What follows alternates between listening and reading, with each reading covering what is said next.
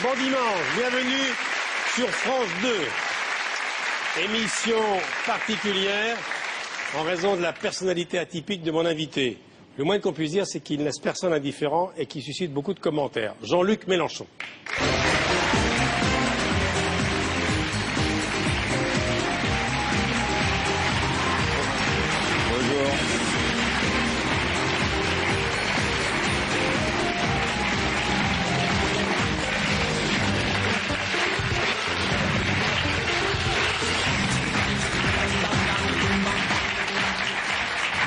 Bonjour Jean-Luc Mélenchon, président du parti de gauche, député européen. Quand avec Françoise Coquet, on vous a appelé au mois de mai, c'est pas d'hier, je lui dis voilà, est-ce que vous acceptez de venir faire un dimanche? Vous tombiez des nues. Vous m'avez dit mais vous êtes sûr que je vais intéresser quelqu'un? Vous aviez l'air de vous sous-estimer à l'époque. Pourtant, qu'est-ce qu'on parle de vous depuis? C'est pas mon péché habituel de me sous-estimer. Mais non. Mais vous aviez l'air étonné. Je me voyais pas trop dans le cadre et pour être franc avec vous, jusqu'à encore tout à l'heure, on m'a dit mais qu'est-ce que tu vas faire chez Drucker? Oui, on a dit la même chose à Besançon d'ailleurs. Ah oui? Quand il est venu. Oui. Alors bon, moi j'ai la réponse assez facile. Premièrement, c'est agréable. Et je crois que les gens ne mesurent pas assez ce que c'est d'habitude que de tomber dans un traquenard médiatique. Et là, vous m'avez donné quelques garanties qui m'ont rassuré. Et vous m'avez l'air gentil comme homme. Non mais, indépendamment et puis deuxièmement, de ça, vous m'avez dit, vous savez, beaucoup de monde qui regarde ça. Alors je me suis dit, voilà, une occasion privilégiée d'être présenté autrement que comme la brute qu'on dépeint si souvent, sans tenir compte des blessures que m'inflige ce traitement, des comparaisons qui m'insupportent. Oui, bien sûr. Et du fait que moi je ne suis pas un homme de spectacle, je suis un... Oui, mais c'est vrai que vous avez un langage un peu inhabituel. Ah ben ça, c'est possible, oui, je ne vais pas dire le contraire. Et oui, je suis en guerre contre un système qui pour moi forme un tout. Je le fais avec mes mots, je parle cru. Oui. Je dis ça les dérape choses... un peu de temps en temps. Non, mais ça, le mot dérapage déjà a quelque chose d'un peu gênant. On croirait qu'il y a une belle ligne droite. Non. Écoutez, vous avez des maîtres en bonne tenue qui disent on doit parler comme ça et pas comme ça, il ne faut pas utiliser tel mot pour faire... Et puis, celui qui en sortirait, alors, il dérape. Il a dit des gros mots, on lui tape sur les doigts parce que c'est pas un gentil garçon. Eh bien, avec moi, ça ne marche pas. Je suis prévenu. Alors, vous connaissez le principe de l'émission, vous regardez certains de vos collègues politiques qui parlent de temps en temps chez nous. Il a bien fallu. Oui. Bon. On y va, de votre naissance à Tanger, le 19 août 51. Alors ça, j'y suis pour rien. Au Maroc. Jusqu'à la création de votre parti, Joël Narcy, Éric Barbette refont en quelques minutes votre parcours déjà très riche.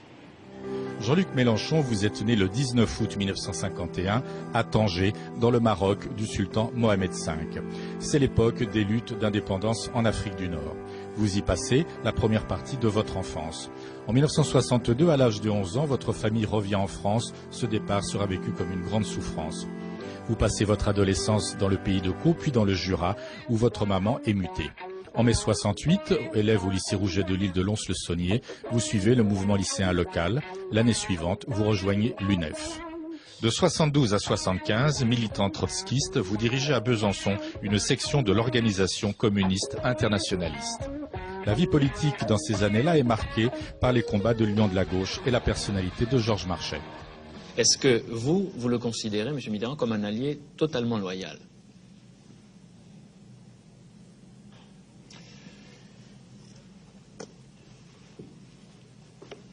Moi, je pense que... Je réfléchis, je ne m'attendais pas à cette question. C'est pourtant au Parti socialiste que vous choisissez d'adhérer. Après avoir été directeur de cabinet de Claude Germont, le maire de Massy dans l'Essonne, vous devenez à 35 ans le plus jeune sénateur de France. Un sénateur socialiste nous a rejoint, Jean-Luc Mélenchon, qu'on présente un petit peu ici, toujours comme l'enfant terrible des sénateurs. Est-ce que vous êtes d'accord avec le genre de discours que nous venons d'entendre? J'émets quelques réserves qui sont celles du bon sens de tous les Français. Tous les 3 ans, on redécouvre le Sénat et tous les 3 ans, on se demande à quoi il sert. Je crois que nous, on ferait bien aussi de se poser la question. En 1993, vous intégrez le bureau national du Parti socialiste. Une salle de 400 personnes qui préfèrent venir entendre un orateur socialiste en présence du secrétaire de section le soir d'un match de foot, ça se trouve pas sous pas le cheval. En 2000, vous êtes nommé ministre délégué à l'enseignement professionnel auprès de Jack Lang dans le gouvernement Jospin. Un des dossiers importants qui vous attend et que vous évoquez à l'Assemblée nationale, la violence à l'école. J'aurais pu attendre plus de mesures de votre part dans l'aide que tous les ministres doivent pouvoir attendre de l'ensemble de la représentation nationale pour faire face sur le terrain, comme le sont nos milliers d'équipes d'enseignants, à résoudre le problème de la violence plutôt qu'à une exploitation de cette nature d'affoleur public. En 2005, vous vous opposez à votre propre parti en vous prononçant en faveur du non à la Constitution européenne. Le non socialiste existe, il prend sa place dans le nom de gauche. Les Français se rangent eux aussi à cette idée en se prononçant également en faveur du non. En novembre 2008, à l'issue du congrès de Reims, déçu, vous quittez le Parti socialiste pour fonder votre propre mouvement, le Parti de gauche. En 2009, aux élections européennes, sous les couleurs du Front de gauche, vous devenez député européen. Vous l'êtes encore aujourd'hui. Bon allez, on va à la manif, les copains, on va retrouver.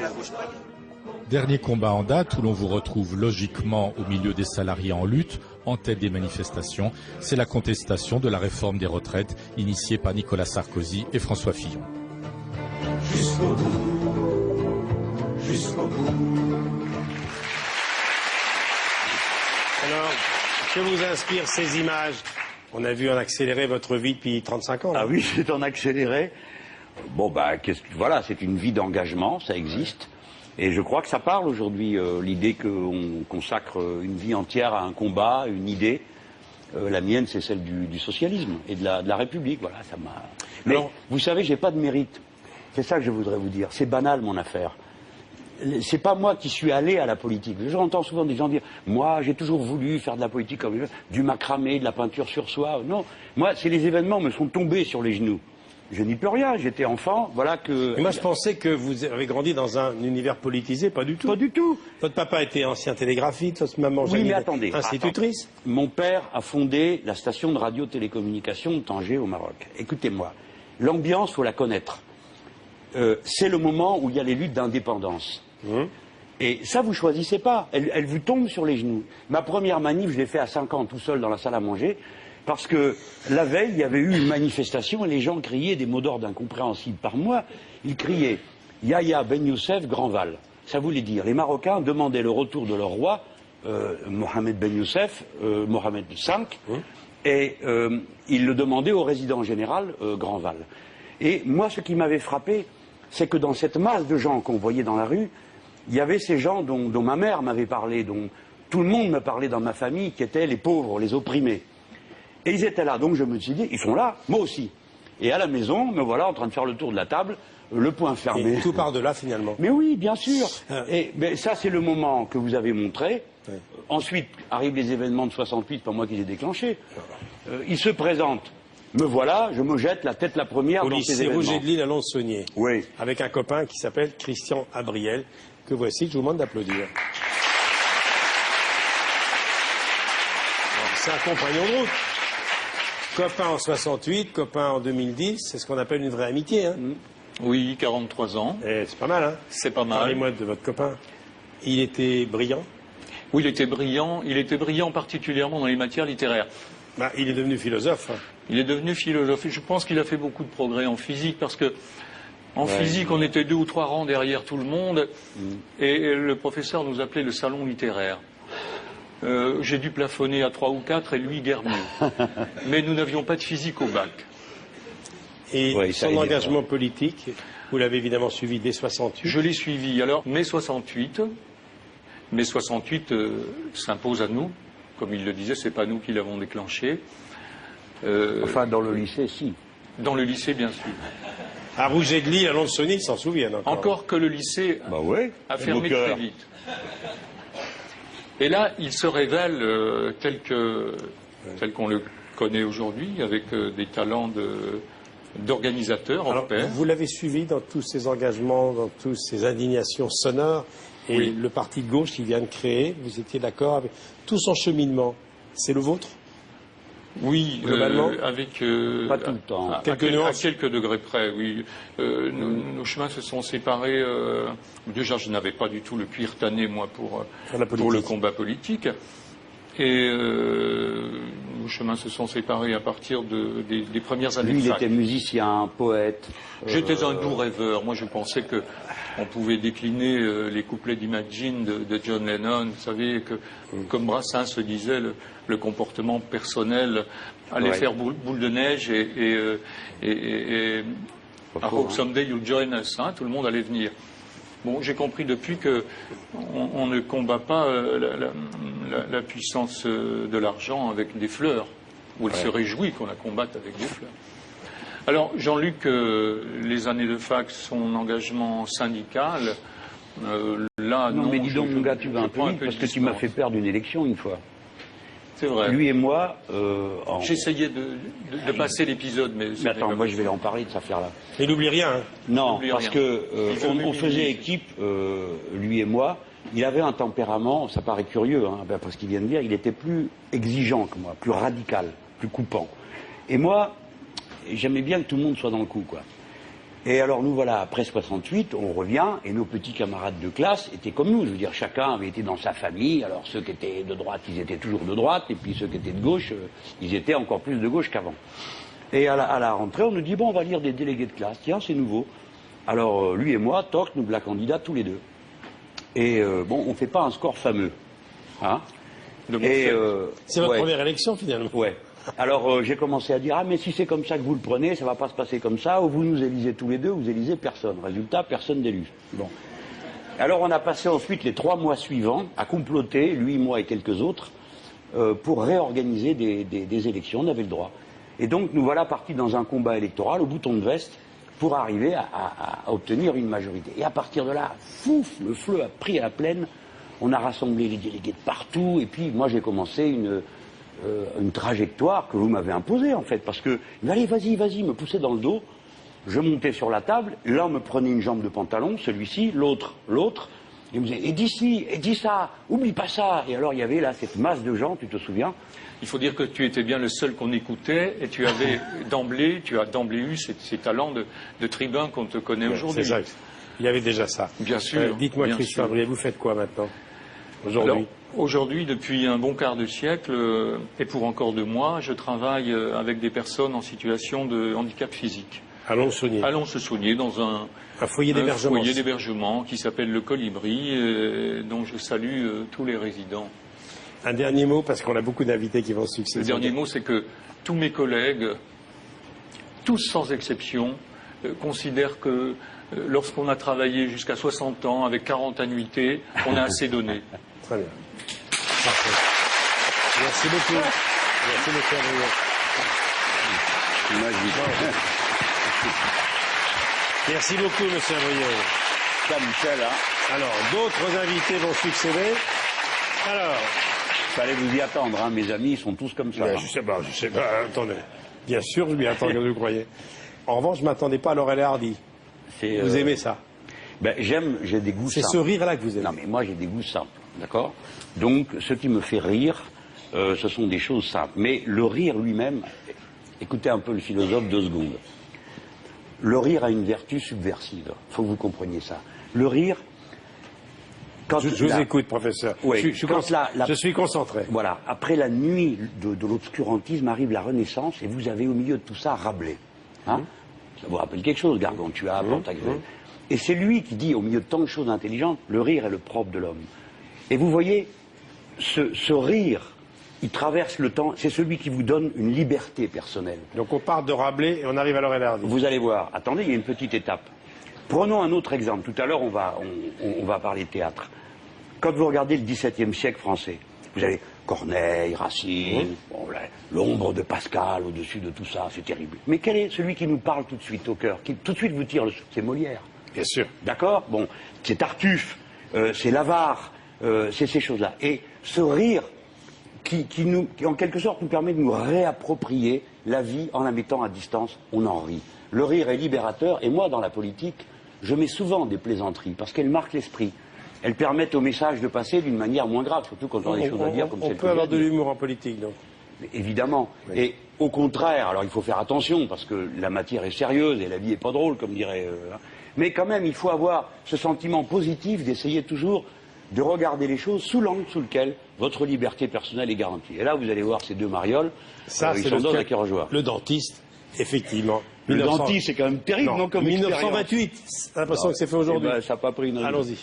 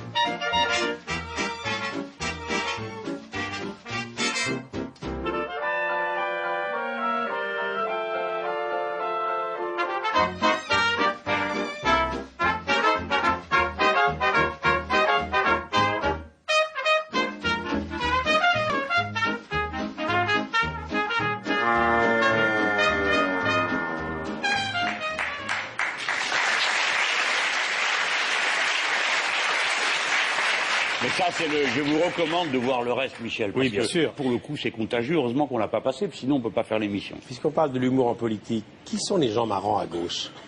Marrant. Faites pas cette tête-là. Il y a des gens marrants à gauche? Hollande, il est drôle, non? Bah, alors, il n'a pas de peau qu'on cite Hollande. Non, mais bon. C'est cette forme d'humour que j'aime pas. Très bien. Qui consiste à tout ridiculiser, tout tourner à la drôlerie. C'est pas pareil de faire un trait d'humour, de faire une plaisanterie qui marque l'esprit, que de déstabiliser tout le monde par des pitreries et des blagues à deux balles. Alors, Hollande, c'est fait. Ségolène Royal est drôle? Je la connais pas assez, je peux vous dire. Non. Elle a pas l'air comme ça, mais enfin, Martine Aubry? Merci. Dominique Strauss-Kahn? je le connais pas assez, il m'a pas l'air très drôle. Mais vous en connaissez Quelqu'un aucun, qui a alors de l'humour. Bah non, c'est pas parce qu'on fait de la politique avec des gens qu'on les Pas fréquente. suffisamment. Hein. Mais bon, par contre, quelqu'un qui a de l'humour, Marie-Georges Buffet. Parce que j'ai passé des heures avec elle, parce que les meetings de gauche ont cette particularité qu'il y a un nombre interminable d'orateurs. Donc, alors quand c'était le référendum de 2005, je vous dis pas, on restait là assis pendant des heures. Et est-ce que dans les manifs... Et on blague. Et dans les manifs, c'est long les manifs. Les cortèges sont longs. On marche longtemps, on attend de se marrer. Ah bah moi j'aime bien en tout cas. Ouais. J'aime bien dire une petite plaisanterie. Et puis les gens sont très aimables avec moi. Donc on me dit une blague qui n'est pas toujours agréable pour les journalistes. Je réponds par une autre. Et il y a cette ambiance bon enfant que j'aime beaucoup. Mais toujours l'humour va être un vecteur au moins autant que la colère. La colère sociale c'est une chose que nous connaissons. Mais cette capacité qu'ont les gens à toujours dire un petit mot aimable. Vous savez, moi je sais qu'une manif, je sais qu'un mouvement, il est enraciné, il y a un signal. C'est quand en plus des banderoles officielles, en plus des chansons, en plus des mots d'ordre, vous avez le gars, la fille qui a préparé sa pancarte à la maison. Oui. Tout seul. Souvent, les pancartes sont très drôles. Hein. Avec son feutre. Oui. Et alors vous avez, l'autre jour, il y avait une dame qui avait une petite pancarte. Mais comme ça, c'était ça l'humour. Il était écrit dessus, grrr, hein, G3R. L'autre fois, il y avait un gars, il y avait un gros rat, qui était pris dans un piège à souris. Et il avait marqué « Ils nous ont pris tout notre blé ». Bon, alors, tout le monde se marre en le voyant passer. Et ça, c'est un signe. L'humour populaire a toujours été un signe de vaillance. Il vous arrive d'en écrire, vous, des slogans, de transformer les sons souvent. Dans les manifs? Mais j'ai trouvé le meilleur de tous. J'ai été battu d'une manière incroyable. Parce que des slogans, j'en ai inventé dans la vie. Et voilà qu'il n'y a pas longtemps, le président de la République était un peu impétueux. Et il a dit à un gars, casse-toi, pauvre con. Alors bon, tout le monde a dit, oh là là, comment il parle, c'est vrai que c'est limite. Et voilà qu'un de mes copains va sur sa bicyclette à une manif, c'est un insolent, et alors deux types lui sautent dessus, le voilà par terre, et tout d'un coup passent des voitures, et lui, il est pas fou, il comprend, il sort son papier, il était marqué dessus, casse-toi, pauvre con. Tac, inculpé, séance tenante, outrage du chef de l'État. L'autre, il est passé à 130 à l'heure, il est même pas au courant de ce qui s'est passé, et le voilà condamné. Et alors, après ça, on a dit, puisque c'est comme ça, on va voir ce qu'on va voir. Et on a imprimé des autocollants, casse-toi, pauvre con, avec marqué en dessous, c'est lui qui le dit. Comme ça, pour ce qui est de venir nous chercher. Et ce truc, le peuple français est un peuple plein de gouailles. Ouais, ce truc part, mais à mesure qu'on l'imprime, les gens le prennent. Et c'est une manière de faire un pied de nez. Et j'espère que mon ami Hervé Héon va se sortir de cette histoire judiciaire. Hein. Alors, deux de vos copains, Bernard Kudlak et Cyril Kazmez. Là, on est dans un autre univers. De la poésie et la poésie du cirque. Et Bernard Kudlak, c'est le directeur du cirque Plume. Vous êtes rencontrés dans une autre vie à Besançon. Et Cyril Kazmez, acrobate, comédien, co-directeur de la compagnie du singe Debout. Ce sont deux talents très particuliers. Pour vous donner une idée de ce qu'ils font, voici un extrait du cirque Plume. Les images du spectacle que vous allez voir ont pour titre L'atelier du peintre, c'est actuellement en tournée. On les accueille tous les deux, mais d'abord un petit extrait du cirque Plume.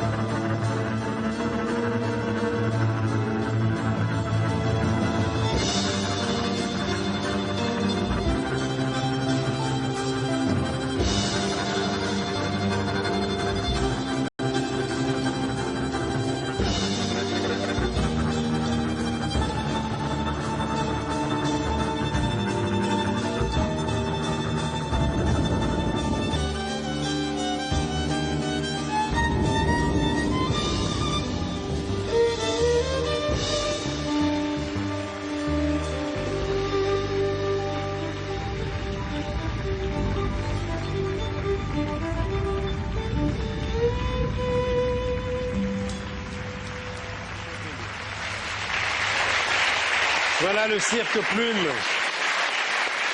Voilà le créateur du cirque Plume qui est là. Bernard Kudlak, tout le monde l'applaudir. Et Cyril Kazmez. On va parler du spectacle de Cyril dans un instant. Bonjour, merci d'être là. Alors ça, c'est une amitié qui date des années Besançon, dans le Douce, hein. Voilà, des années 73, il y a longtemps, où Jean-Luc Mélenchon était un jeune tribun qui se prenait pour Saint-Just et qui animait les grèves étudiantes contre la loi Debré à l'époque, où chaque manifestant portait un entonnoir sur la tête pour qualifier. Voilà, c'est un dessin de Cabu qui avait fait ça. Ouais, ouais. Et c'est là qu'on s'est rencontrés. Vous êtes auteur, metteur en scène. Vous êtes chimiste de formation. Mais lui, il était à l'UT de chimie. J'étais à l'UT de chimie à l'époque. Voilà. Et le cirque est arrivé dans votre vie comment? C'était l'envie du théâtre. Le théâtre, très exactement, c'est en montant Petrouchka de Stravinsky avec des marionnettes. Il fallait qu'on devienne saltimbanque. On a appris à faire du cirque. On l'a mis dans la rue et on a ouvert les malles du cirque. Et il y avait un trésor incroyable. Le nouveau cirque. Oui, on a créé quelque chose qui s'appelle le nouveau cirque. Voilà, c'est une autre écriture, voilà, plein de poésie du cirque. Et moi, j'étais connu, quand même, Tu suçais des cailloux à ce moment-là. Hein. Oui. Ouais, à l'époque, on était bien jeunes tous, et lui galérait, misérait, et il y avait cette espèce de force poétique qui sort du bonhomme, parce qu'il faisait du syndicalisme avec moi d'abord, mais j'aime mieux vous dire qu'il le faisait à sa manière. C'était déjà très poétique. Vous êtes d'origine polonaise, hein? Oui, mes grands-parents étaient polonais, étaient arrivés dans le pays de Montbéliard. Il y a que des immigrés ici. Et voilà, et le cirque, c'est la nostalgie du paradis. C'est la nostalgie du temps où on était des anges, c'est la nostalgie du temps d'avant la chute. Donc, on vole, les chiens parlent, les éléphants font du vélo, et c'est vraiment... C'est profondément ça, et la poésie a toute sa place. On cherche cet élément poétique qu'on trouve en Franche-Comté, chez nous, dans la nature, dans les rivières, dans les lacs, dans l'eau qui coule, dans la lumière. Vous êtes implanté à Besançon. Hein. On est implanté à Besançon. Bien, alors à vos côtés, Cyril Casvel, lui, il est co-directeur de la compagnie du Singe Debout. C'est quoi le Singe Debout, la compagnie du Singe Debout? C'est une compagnie que j'ai fondée avec, ma partenaire de travail, Jade Duviquet, metteur en scène et comédienne. Ça a été à l'issue du Cirque Plume, enfin il y a eu le Cirque Plume, une vraie famille, enfin une vraie seconde famille pour moi pendant pas mal d'années. Et puis ensuite l'envie de parler peut-être plus, et puis de vivre d'autres choses. Vous avez été journaliste ensemble, hein, à une époque, non? Alors, pas ensemble, ça remonte à loin. J'ai été, avant de faire ce métier, j'ai été journaliste, oui, à Massy-Palaiseau. Oui, j'avais croisé effectivement Jean-Luc Mélenchon à ce moment-là, plus jeune sénateur de l'Essonne, il me semble. Oui, mais enfin, j'avais aucun mérite à être jeune. Hein. Ah oui. Alors, ça arrive à tout le monde. Oui, hein. ça arrive. Oui, mais je sais que le département s'enorgueillissait de ça de temps en temps. On a le plus jeune député, je crois qu'il y avait Thierry Mandon à l'époque. Hein. Et puis c'est toujours le département le plus jeune de France. Il y avait 30% de la population qui avait moins de 20 ans. Alors, vous êtes comédien acrobate, zoomorphe, c'est-à-dire vous interprétez souvent des animaux, comme des chiens, les félins, et l'extrait du spectacle qu'on va voir est absolument fascinant. C'est extraordinaire. Moi qui suis fou des chiens, je les ai reconnus. Bon, regardez. Voyons.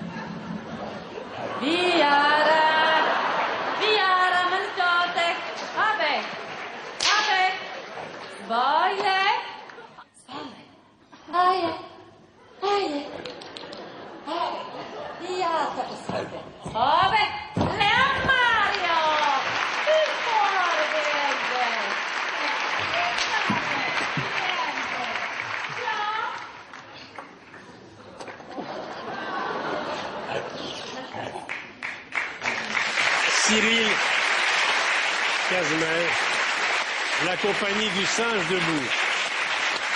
Je suis épaté, hein. C'est fort, hein. C'est très fort. C'est physique, et puis il y a une observation. Moi, j'ai vu faire ça dans la rue, j'étais scotché. Oui, parce que ce que je veux dire, quand même, la rencontre avec Jean-Luc Mélenchon, je peux me permettre, je crois. Oui. J'étais donc journaliste, hein, avant de passer à autre chose, et ça valait mieux pour la profession de journaliste. Il est venu nous qui est plus intéressant. Oui, je ne sais pas, enfin c'est autre chose. Oui. Et il est venu nous rejoindre, j'étais en voyage d'études sur, je sais plus, l'immigration en Suède, à Stockholm. Et Jean-Luc est venu nous rejoindre, et après un repas au restaurant, dans les rues de Stockholm, nous voilà pas tous ensemble à courir à quatre pattes dans les rues de Stockholm. Et je me suis dit, de la part d'un sénateur, il y avait quelque chose d'assez inattendu. Comment ça? Et je me suis dit, il a essayé, je crois même qu'il avait déchiré sa veste au final. Jean-Luc Mélenchon, vous avez fait le chien dans les rues de Stockholm? Attendez. Comme on était à Stockholm, votre carrière politique est mal barrée. Je pensais que personne ne me verrait. Mais je ne me souviens pas de ce détail, mais sans doute, ça me ressemble. Mais c'était tellement fascinant. Ah oui, c'est fascinant. Mais Michel, mais vous-même, vous craquez. Il fait ça devant vous, vous essayez. Ah ben moi, j'ai presque envie de me faire ça. C'est contagieux. C'est contagieux. Du 12 au 20 novembre, vous êtes au théâtre Sylvain Montfort. Oui. Allez voir ce spectacle qui est vraiment formidable. Alors c'est je reprécise, Sylvain Montfort, c'est un spectacle hors compagnie, spectacle de danse-théâtre. Et vous, c'est l'Ouest parisien, le Lucernaire. Et après, un solo au théâtre de l'Ouest parisien et au Lucernaire dans la foulée, début mars, au top de l'Ouest parisien, à Boulogne. La compagnie est en tournée avec le spectacle. Il est plus facile d'avoir du ventre que du cœur. Oui. Et le Cirque Plume, l'atelier peintre, en tournée en 2011 aussi. Merci. Voilà. Merci d'être venu à ce rendez-vous. On vous applaudit tous les deux. Merci bien. Merci. Bon, les amis, merci.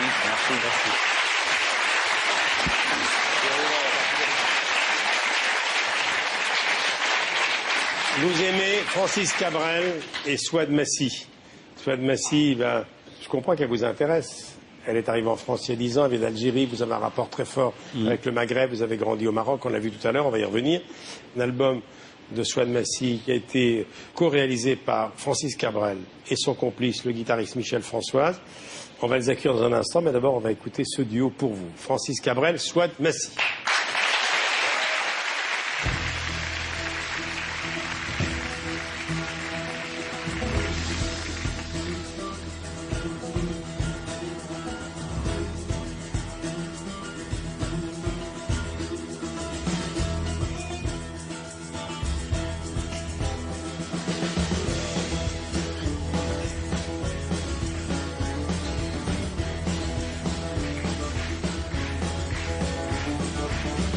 Le même ciel pourtant qui nous éclaire, la même paix partout que l'on espère. Et pourtant tout reste à faire.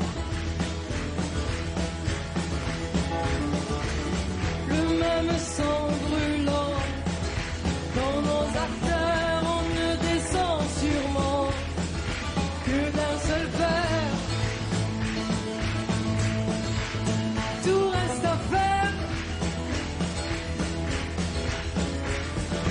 أنا حبيب من شهود الأمام النفور الخد الحب والسلام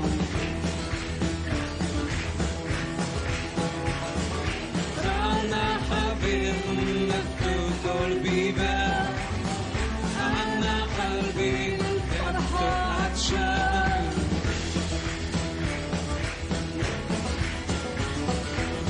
Tous des enfants charmants jouant dans la lumière. Après c'est chacun son camp et sa bannière. C'est parce que tout reste à faire. Aux faibles, aux puissants, comme à mon frère, c'est quelques mots urgents dans l'atmosphère. Tout reste à faire. أنا حبيب من شون الأمام النفور الكرد الحب والسلام أنا حبيب مفتوح البيبان أنا قلبي يفتح العطشان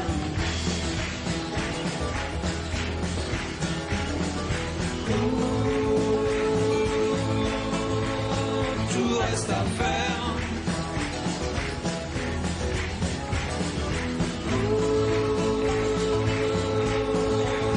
Tout reste à faire.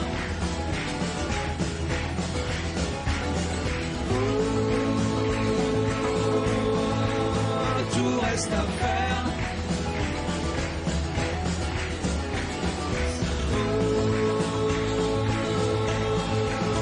Tout reste à faire.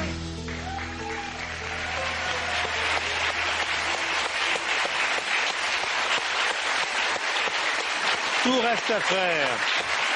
Souad Massi, Francis Cabrel vont nous rejoindre. Ils sont les invités de Jean-Luc Mélenchon. Venez nous rejoindre, venez.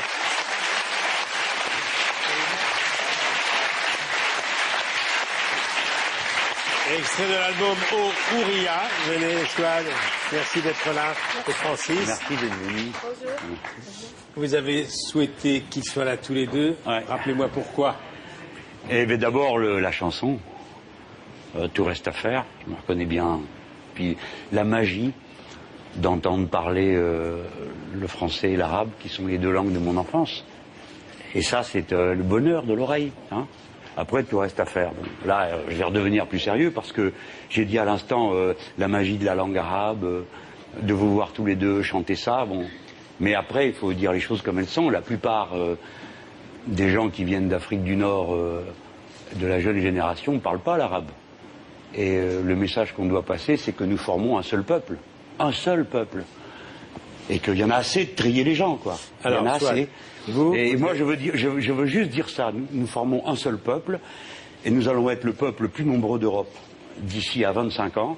Donc, on va se présenter sur la scène du monde, nous les Français, avec nos cheveux noirs, gris, jaunes, tout ce que vous voulez, et on va assumer cette belle chose d'être un seul peuple, avec toutes nos manières d'être si différentes. Et moi, ça me soulève d'enthousiasme. Je ne comprends pas que les gens fassent la gueule en regardant le voisin, disent « Oh, celle-là, elle a drôle de couleur de cheveux. » Je ne comprends pas ça. Ça m'arrive ça. Vous êtes d'Algérie, vous êtes arrivé il y a 10 ans. 10 ans, oui, Oui. tout à fait. Racontez-moi comment votre route a croisé celle de Francis Cabrel. J'ai rencontré Francis Cabrel il y a maintenant 6 ans à peu près. Il m'a invité pour participer aux rencontres d'Astafor. Il faut rappeler que les rencontres d'Astafor, Francis, c'est pas d'hier. Ce sont des rencontres organisées avec un concours qui a pour but d'aider des jeunes auteurs-compositeurs. Ils ont 15 ans désormais, c'est des rencontres d'auteurs-compositeurs, à la fin desquelles on invite des gens confirmés, disons, qui viennent donner leur avis, donner des conseils. Et elle était dans le jury ? Elle est venue il y a 5-6 ans pour écouter les chansons. C'est vrai qu'il généralement il y en a 30 ou 40 d'écrites et 15 de chanter le dernier jour du stage. Alors vous avez co-réalisé cet album avec Michel François. C'est un investissement complet. C'est pas seulement une chanson qu'on a entendue, hein. Non, j'ai joué pas mal de guitare. Michel a tout produit musicalement, si je puis dire. Michel Françoise, ouais. Et comme on s'entend bien, moi, quand il y a des choses que on se prête les instruments comme ça, mais les chansons de Swad étaient vraiment formidables. Elles transportent un climat qui est tout à fait particulier, très, très oriental, en même temps avec une belle voix grave, magnifique. Alors, Swad Massi, vous savez, vous qui êtes d'origine algérienne, que Jean-Luc Mélenchon a grandi au Maroc. Non, je ne savais pas. Vous ne saviez pas? Non. Ce qui explique son discours, hein, parce que les mélanges de la mixité, tout ça, c'est son enfance. Hein. Ma famille d'Algérie. Quel souvenir vous gardez du Maroc? Extraordinaire. Qu'est-ce que vous voulez que j'ai comme mauvais souvenir? Le Maroc, j'ai passé 10 ans là-bas. J'étais à un endroit magique, qui est unique au monde, c'est Tanger. Alors vous avez d'un côté la Méditerranée, si vous voulez vous baigner gentil, de l'autre côté l'Atlantique, si vous voulez les grosses vagues. Et puis entre les deux, les grottes d'Hercule, voilà, c'est ça. Un petit mot sur cette invitation, Jean-Luc Mélenchon. Merci pour l'invitation. Et je suis contente parce que c'est vrai que dans cette chanson, il y a un vrai message de paix. Et je suis tout à fait d'accord quand on nous dit qu'on est un seul peuple. Et voilà, on a envie de défendre ça. Mais tout reste à faire. Et ouais. Oui, il y a du travail. C'est ça qui il y a vous du travail. Francis, un petit mot sur la présence aujourd'hui. Sur la présence ou sur la présidence Le mot présence et le mot présidence sont pas si loin que ça, n'est-ce pas? Non, je pense que c'est un personnage, c'est quelqu'un qui a de la gouaille, qui a de la répartie, qui peut être très drôle, donc c'est pour ça que, même si on n'est pas toujours absolument d'accord avec ce qu'il peut raconter, ce qui arrive à peu près à tous les hommes politiques qu'on entend, on sent quand même qu'il y a un recul, qu'il y a une certaine distance, un humour qui fait passer des choses de façon... Alors, si vous voulez mieux connaître Jean-Luc Mélenchon en prolongeant cette émission, voilà. Qu'ils s'en aillent tous. Pour tout savoir. Le titre est déjà très nuancé. Alors, Swad Massi est en tournée à la Cigale après-demain, puis le 21 janvier. Si vous êtes là le 21 janvier, je sais que vous sortez pas mal, vous aimez beaucoup. La politique, c'est une chose, mais vous intéressez à beaucoup d'autres choses, d'autres passions. Oui, c'est une fête en France pour certains. Ça sera ma fête, en tout cas. Mais le 21 janvier, on ira vous voir. Merci. Parce que c'est ce qu'on a de mieux à faire ce jour-là. Très bien. Merci. Merci beaucoup. Merci, Francis. Merci, Swad.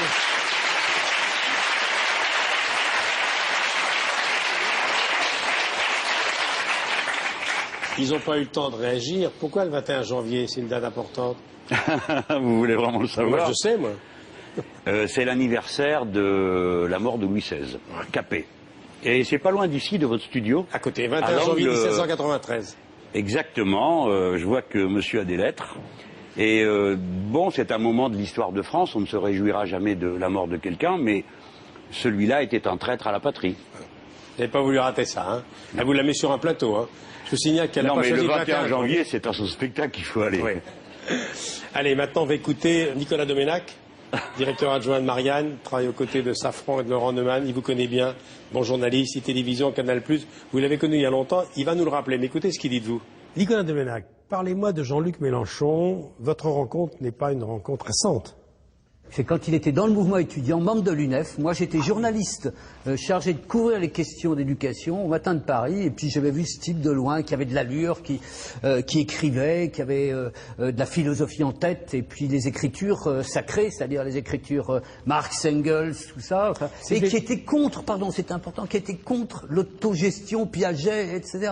Je veux dire, qui était déjà très vigoureux. C'était déjà un agitateur d'idées. Ah, c'était un agitateur et un être plein dans ce qu'il faisait, complètement voué à sa passion politique et au peuple. Je veux dire, il avait dès cette époque-là, au fond, une idée du peuple, un amour pour le peuple qui l'a beaucoup fait souffrir d'une certaine façon parce qu'il n'était pas partagé par les autres qu'il a pu rencontrer au sein du Parti socialiste ensuite. Parce que c'est là où je l'ai revu plus tard, c'est quand il a fait ses classes au Parti socialiste et qu'il était blessé par ce monde qui le rejetait, ce monde des élites roses, et qui n'accordait pas à son personnage et aux idées. Les élites roses appartenaient au gouvernement Jospin. Oui, c'est ça, c'est tout ce monde-là qui était fait pour le pouvoir, ce monde des belles écoles, des intelligents, les belles personnes, comme il disait déjà, qui étaient voués pour le pouvoir, partager le pouvoir entre eux, et qui le regardaient de haut. Je me souviens de Mélenchon sortant du bureau national du Parti socialiste, dirigé par François Hollande, qu'il appelait le Schtroumpf-Hilar, mais il était vraiment meurtri, Mélenchon, par le niveau des discussions, d'abord, par le niveau intellectuel. Il disait ces types, c'était des razmottes, et ensuite par le fait que ces gens ne pensaient jamais au peuple, ne parlaient jamais du peuple. Donc il était déjà mal à l'aise. Ah, il était mais très mal à l'aise du mépris que tout ce joli monde avait pour les idées, pour le peuple, et pour lui, bien sûr, qui n'était même pas ministre plein, parce qu'il a été question à un moment de le nommer ministre au logement. Et ce secrétaire d'État, et lui, il voulait être ministre. Il a donc refusé au début de rentrer. Mais est-ce qu'il n'y a pas chez lui une sorte de complexe d'infériorité, une espèce de parano par rapport à ses origines? Bien sûr, il y a le complexe du hors-sein, du paria. Il faut quand même se souvenir qu'il a été arraché à Tanger, à la chaleur, aux couleurs, aux odeurs, au bonheur. Quand il a 11 ans, il débarque en Normandie, pays de froidure extrême. À ce moment, le pire hiver, il vit dans un grenier. Et puis là, il est considéré, comme il le disait à l'époque, je ne sais pas s'il le dit encore, comme un bico. Je veux dire, comme un hors-sein. Et donc, c'est son arrachement premier. Alors, il a sans doute le divorce de ses parents, mais il n'en parle jamais, c'est un grand pudique en même temps. Mais c'est quelqu'un qui a été déchiré et qui a compris un truc très important que les autres n'ont pas compris, c'est que l'histoire était tragique. C'est-à-dire qu'il fallait s'en occuper, sinon l'histoire s'occupait de vous et vous faisait très très mal. Donc lui, il s'est battu très très tôt pour ça, pour prendre en charge l'histoire de France, l'histoire du monde. Alors, politiquement, il pense sérieusement qu'il y a une partie des Français qui vont faire la révolution? Il pense sérieusement que la situation est révolutionnaire et que s'il parvient à catalyser ces forces-là, la France qui a toujours vécu des séismes, des moments de rassemblement autour où on renverse la table, il pense qu'il peut être de ceux qui vont renverser la table. Il va se présenter au présidentiel? Bien sûr. Au jour d'aujourd'hui, un pronostic? Non, moi je pense qu'il peut faire un score fort si Dominique Strauss-Kahn est là. Parce que c'est quoi un score fort? Un score fort, c'est-à-dire un score à 2 chiffres, ce qui ne serait pas rien, parce que c'est pas seulement un fort en gueule, Mélenchon, c'est aussi un fort en tête et un fort en cœur. Je veux dire, c'est un grand affectueux et un grand affectif, Mélenchon. Et il est capable de faire passer ça. Il est capable de faire ressentir, quand je vous parlais du corps à cœur avec les gens en campagne, il parle de son cœur, je veux dire, il parle de lui. Donc, il peut faire un score. Il est mon invité tout un dimanche. Quel message vous avez à lui adresser ou qu'est-ce que vous voulez lui dire que vous n'avez pas encore dit? Vous qui le connaissez depuis longtemps. Je voudrais lui dire qu'il ne se laisse pas piéger dans le rôle de bouffon de la gauche de la gauche. Il vaut bien mieux que sa caricature que certains médias voudraient donner, au fond, d'homme qui va secouer, sonner les cloches des puissants. Car vous pensez qu'il a suffisamment d'atouts pour être pris au sérieux? Exactement. Il vaut bien mieux que sa caricature.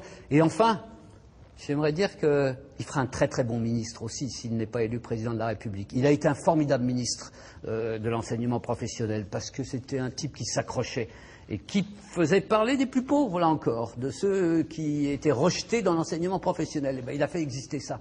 Il n'y en a pas beaucoup. Hein. Merci beaucoup. Nicolas Domenac, le confrère de Marianne. Une réaction. Là, il a été complet. Il vous connaît bien. Hein. Une réaction. Je suis très ému parce que ce n'est pas du tout un flatteur. Nos relations ont jamais été dans un registre de, vous savez, des belles personnes qui se caressent dans le sens du poil les unes les autres. Donc ces mots me touchent beaucoup parce que je le considère comme un esprit puissant. Il est avec moi des fois très piquant. Hein. Là, il se retient. Hein. C'est vu ce qu'il a dit. Le danger, c'est la caricature. Oui, mais ce que Nicolas doit comprendre, c'est que ce n'est pas moi qui choisis le terrain.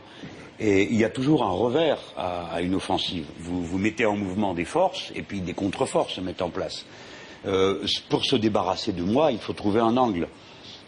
Alors, comme on ne va pas lire mes livres, il y en a 11. Comme on ne va pas suivre mes discours parce qu'ils sont interminables, comme on n'a pas la patience d'aller lire mon blog parce que c'est trop long, donc on va s'arrêter à l'apparence des choses. Et on dit, Mélenchon, il fait du populisme. Oui, alors ceux qui m'accusent de cela se gardent bien de décrire en quoi consiste le populisme. Et moi, ce que j'ai compris, la première fois où on en a parlé, c'est qu'il y avait au fond qu'une seule chose dans ce mot, la haine du peuple. Le peuple, c'est la classe dangereuse. Et c'est depuis toujours comme ça. Aristote, Platon, déjà, ne savaient que faire dans leur construction politique. Ils ne savaient que faire du peuple. Alors, quand ils arrivent sur cette question, c'est la panade. Et au fond, qui est-ce le peuple? C'est cette grande majorité à qui on demande de consentir à l'ordre qui lui nuit, qui le blesse. Alors qu'il est plein d'intelligence, que c'est lui qui fait tout tourner. Et tout à l'heure, Nicolas disait l'amour du peuple. Non, moi, j'ai pas l'amour du peuple. Je suis du peuple. J'en viens. Les miens étaient des gens simples qui se sont construits à la force du poignet. Je veux rester fidèle à ça. Je n'ai pas le goût d'être parmi les importants. Sinon, pour porter ma bannière, pardon de vous parler de cette manière-là, mais puisque l'occasion m'est donnée de dire quelle blessure c'est pour moi d'être injurié comme je le suis actuellement, lorsque on me compare, on me dit oh, j'ai entendu une journaliste dire c'est pareil que Le Pen, c'est blessant et pour Le Pen et pour moi, je suis un homme de gauche.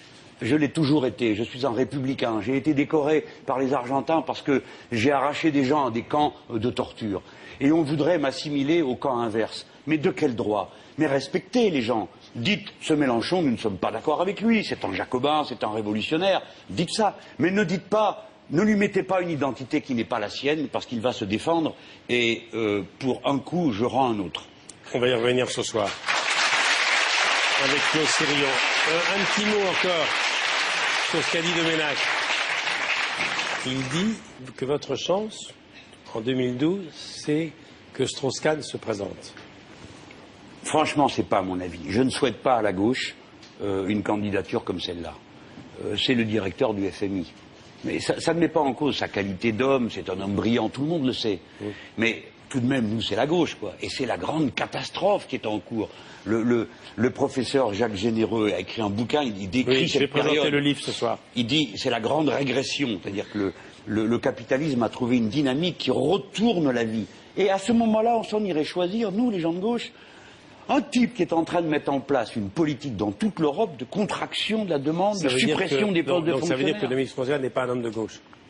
Mais je ne vais pas dire ça, qui je suis. Il se décrit lui-même comme un homme de gauche. Il a une carte au Parti Socialiste et je pense qu'il paye une cotisation qui doit être importante. C'est pas votre gauche, compte tenu de ses fonctions. C'est pas votre gauche. Mais enfin, tout ça est absurde. Enfin, de quoi parlons-nous? Nous sommes dans un moment tragique de l'histoire et tout ce que nous trouverions à faire, c'est de faire venir le directeur du FMI pour faire une politique de gauche. Comme on plaisante. C'est une mauvaise plaisanterie. J'espère qu'il reste là-bas. Ma foi, il nuit à tout le monde en même temps et pas seulement qu'à nous. Alors... On va accueillir maintenant 3 personnalités de gauche, mais j'allais dire de sensibilités différentes, mais vous avez été réunis sous la bannière du nom. Oui. Bon. Clémentine Autain, directrice du magazine Regard, Pierre Laurent, secrétaire national du Parti communiste, l'ancien directeur de la rédac de l'UMA, et Martine Billard, qui est députée de Paris, porte-parole de votre parti, Parti de gauche. Ils sont là tous les 3. Clémentine Autain, Pierre Laurent et Martine Billard.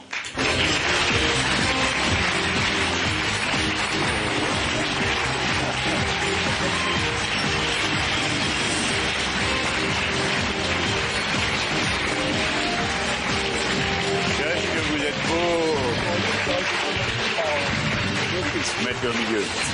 Bonjour Martine. Bon, ben merci à tous les trois. Bonjour. C'est très pénible, vous allez voir. Bonjour Clémentine, je suis content de vous revoir. Bonjour Monsieur Laurent, bonjour Madame Billard. Alors, ça c'est la famille. Ouais. On peut dire ça. Ouais, le grand frère. Voilà. Et les sœurs. On va donner la parole tout de suite à Clémentine. D'abord, regard, un petit mot. Il faut pas oublier. Un petit mot sur cette revue qui est très importante pour vous. Bah oui, c'est une nouvelle formule d'un mensuel engagé. Comme dirait Jean-Luc Mélenchon, c'est pas du fromage pasteurisé. Mensuel post-capitaliste. C'est une gauche de gauche et on essaie de la défendre dans le journal, qui a été d'ailleurs remarqué par nos confrères comme les Inrocks ou Télérama. Donc ça nous a fait plaisir. On peut être à la fois engagé et avoir un travail de qualité. Alors France Culture, la chaîne parlementaire, vous avez grandi dans un milieu populaire. Alors, vous connaissez depuis 15 ans. Comment vous vous êtes rencontrés, à quelle occasion? C'est dire qu'elle était vraiment jeune. Hein. Oui, Clémentine, racontez-moi Jean-Luc Mélenchon. Votre Jean-Luc Mélenchon à vous? Mon Jean-Luc Mélenchon à moi. Je l'ai rencontré quand j'étais assistante parlementaire. Je faisais mes études d'histoire. Et puis à mi-temps, j'étais assistante d'un sénateur socialiste à l'époque. Et Jean-Luc a toujours été à la recherche comme ça des jeunes qui bougeaient, qui lui semblaient être vraiment de gauche. Et c'est lui qui m'a repéré, qui est venu me voir et qui m'a dit mais qu'est-ce que tu fais? Il faut que tu fasses de la politique. Et de là est née une relation depuis 15 ans où on n'est pas toujours d'accord sur la stratégie, où on s'engueule beaucoup, on discute et je crois qu'on partage beaucoup de choses qui sont tout à fait essentielles. C'est-à-dire une gauche digne de ce nom et qui cherche à allier à la fois une forme de contestation très forte et une recherche de quête de majorité politique. Et moi, c'est ça que j'aime bien, c'est ça. Et je le retrouve là depuis le traité constitutionnel européen. On a battu les estrades ensemble. Et ça a été un moment très très fort. Et puis maintenant qu'il est venu bousculer l'autre gauche et qu'il nous donne son énergie. Et je pense que ça c'est très important parce que ça a donné un coup de pied dans la fourmilière. Et ça nous dit qu'il y a besoin de se secouer et d'aller vers une nouvelle force politique. Que vous appelez la gauche qui bouge encore. C'est la gauche qui bouge encore, exactement. Bien. Et qui a besoin de bouger plus encore. Pierre Laurent, moi j'ai connu votre papa dans une autre vie, qui était un des grands dirigeants du PC. Alors vous avez succédé à Marie-Georges Buffet comme secrétaire national du PC. Vous avez été secrétaire de l'Union des étudiants communistes. Racontez-moi votre rencontre avec Jean-Luc Mélenchon et votre Jean-Luc Mélenchon à vous. Disons, en 2005, au moment du traité constitutionnel européen, dont Clémentine vient de parler, moi j'étais directeur de la rédaction de l'Humanité. Et on avait pris une initiative un peu folle. Il y avait des gens qui nous prenaient pour des fous à l'époque. On avait édité, 8 mois avant le référendum, le texte du traité constitutionnel européen. Et les gens nous disaient, mais vous êtes malade, jamais personne va s'intéresser à un truc pareil, c'est illisible, tout ça. Et puis finalement, cette campagne lancée par l'Humanité a pris des proportions considérables à l'époque, et toutes les forces de gauche, et dans le Parti socialiste de l'époque, des gens comme Jean-Luc Mélenchon se sont engagés courageusement dans cette campagne. Et c'est le moment où on a commencé à se croiser beaucoup. Et puis en 2008, quand moi j'ai quitté l'Humanité pour rejoindre la direction du Parti communiste, on a fait le choix, avec Marie-Georges Buffet, de construire des fronts unitaires, et ce qui allait devenir le front de gauche qu'on continue aujourd'hui. Donc depuis, on se côtoie évidemment beaucoup plus. Martine Billard, députée de Paris, vous êtes porte-parole du parti de gauche, parisienne depuis toujours. Quelle est votre profession au départ? Bibliothécaire. Bibliothécaire. Vous avez adhéré au Vert? Absolument. 90-93, porte-parole, conseillère de Paris, et vous avez quitté les Verts pour le parti de Jean-Luc Mélenchon. Pourquoi? Parce que je ne me sentais plus bien chez les Verts. Parce que moi, il y a 3 moteurs un peu qui me motivent en politique. Bon, d'abord, l'écologie, c'est fondamental, la justice sociale, et puis aussi la laïcité, et d'autant plus ces derniers temps, et chez les Verts, on ne peut pas dire que ce soit une notion très, très bien appréhendée. Alors, on s'était croisé avec Jean-Luc beaucoup sur le TCE aussi, sur la campagne pour le non. Quand Jean-Luc a décidé de quitter le Parti socialiste, bon, il m'a contacté pour me demander où j'en étais. Moi, je lui ai dit, je suis écologiste. Bon, il m'a dit, mais ça tombe bien parce que nous aussi, on veut créer un parti écologiste. Donc, on a discuté pas mal de temps. Nous avons quitté à plusieurs les Verts en juillet 2009 et nous avons discuté jusqu'en décembre. Parce que pour nous, c'était effectivement fondamental la place de l'écologie dans le nouveau parti. Et on a été convaincus que c'était pas seulement un discours, que c'était pas seulement un effet de mode, mais c'était une vraie prise en compte de l'écologie. Alors, ils ont dit un mot sur vous, maintenant un mot sur eux. Parlez-moi de Clémentine. Ah oui. Alors, évidemment, moi, elle, je l'ai connue parmi les... Vous savez, on voit dans les jeunes esprits, moi c'est vrai, je regarde dans la jeune génération, vous avez peut-être vu parmi les gens qui m'entourent, il y a beaucoup de gens jeunes. On voit une manière d'être des gens. Il faut une certaine continuité, rectitude et capacité à tenir tête. Hein. C'est très important. Ne pas au premier coup de fouet ou à la première injonction baisser les yeux. Et avec Clémentine, elle a ça. Alors c'est pas commode, évidemment. Souvent c'est pas agréable, elle me tient tête. J'arrive pas à la convaincre, mais on parle. Je dois dire absolument qu'il est mobile.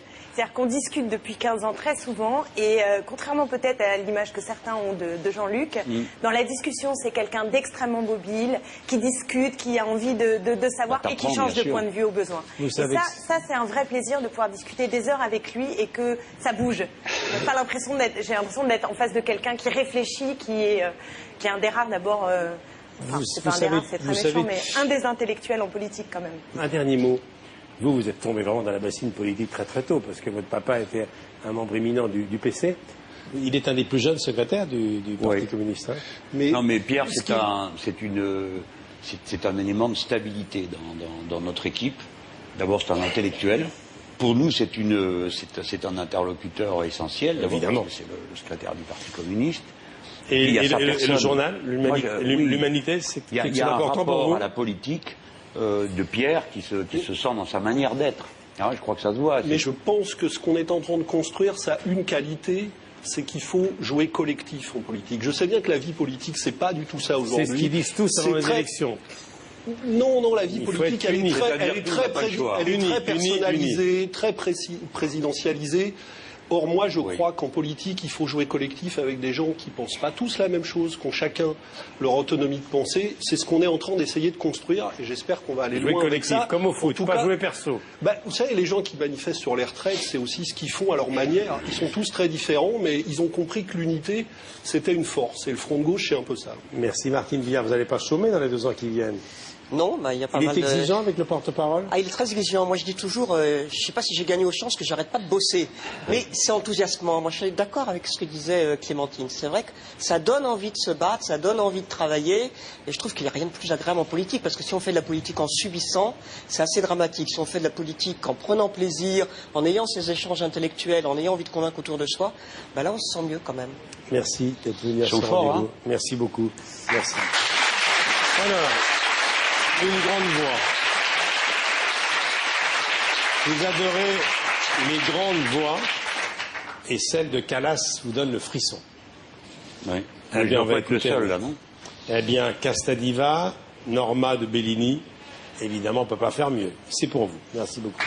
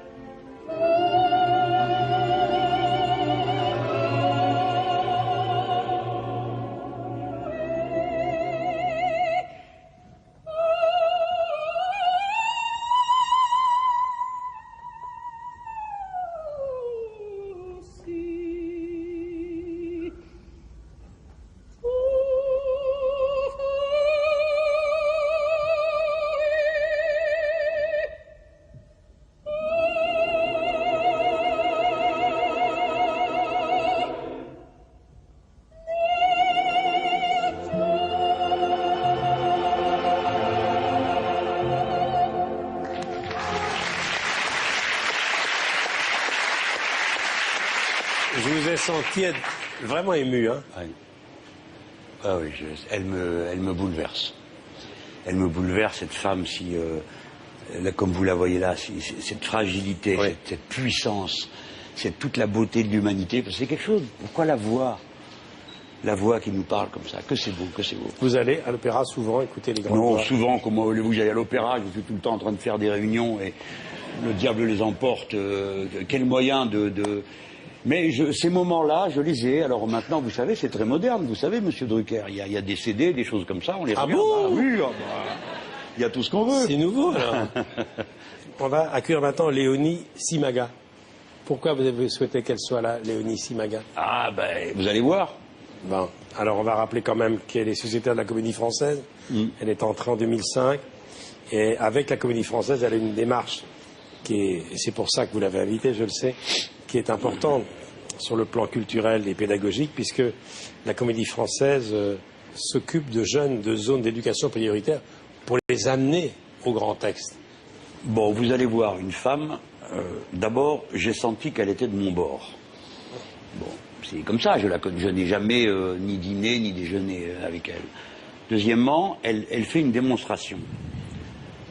Les beaux textes, les grands textes sont pour tous. Oui. Voilà. Le tout, c'est que quelqu'un vous mette le pied à l'étrier, qu'une personne vienne et vous dise « Tiens, tu n'y avais pas pensé, regarde. Oui. » Et alors, on te lit un bout de Racine. Ah, la Racine, on dit « Tu vas lire Racine ?» Personne ne va lire Racine, mais on t'en lit un morceau. Ou bien, allez, on va lire le Cid.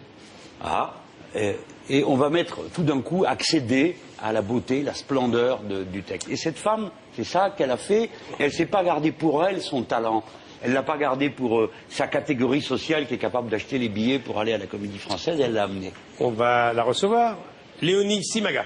Voilà.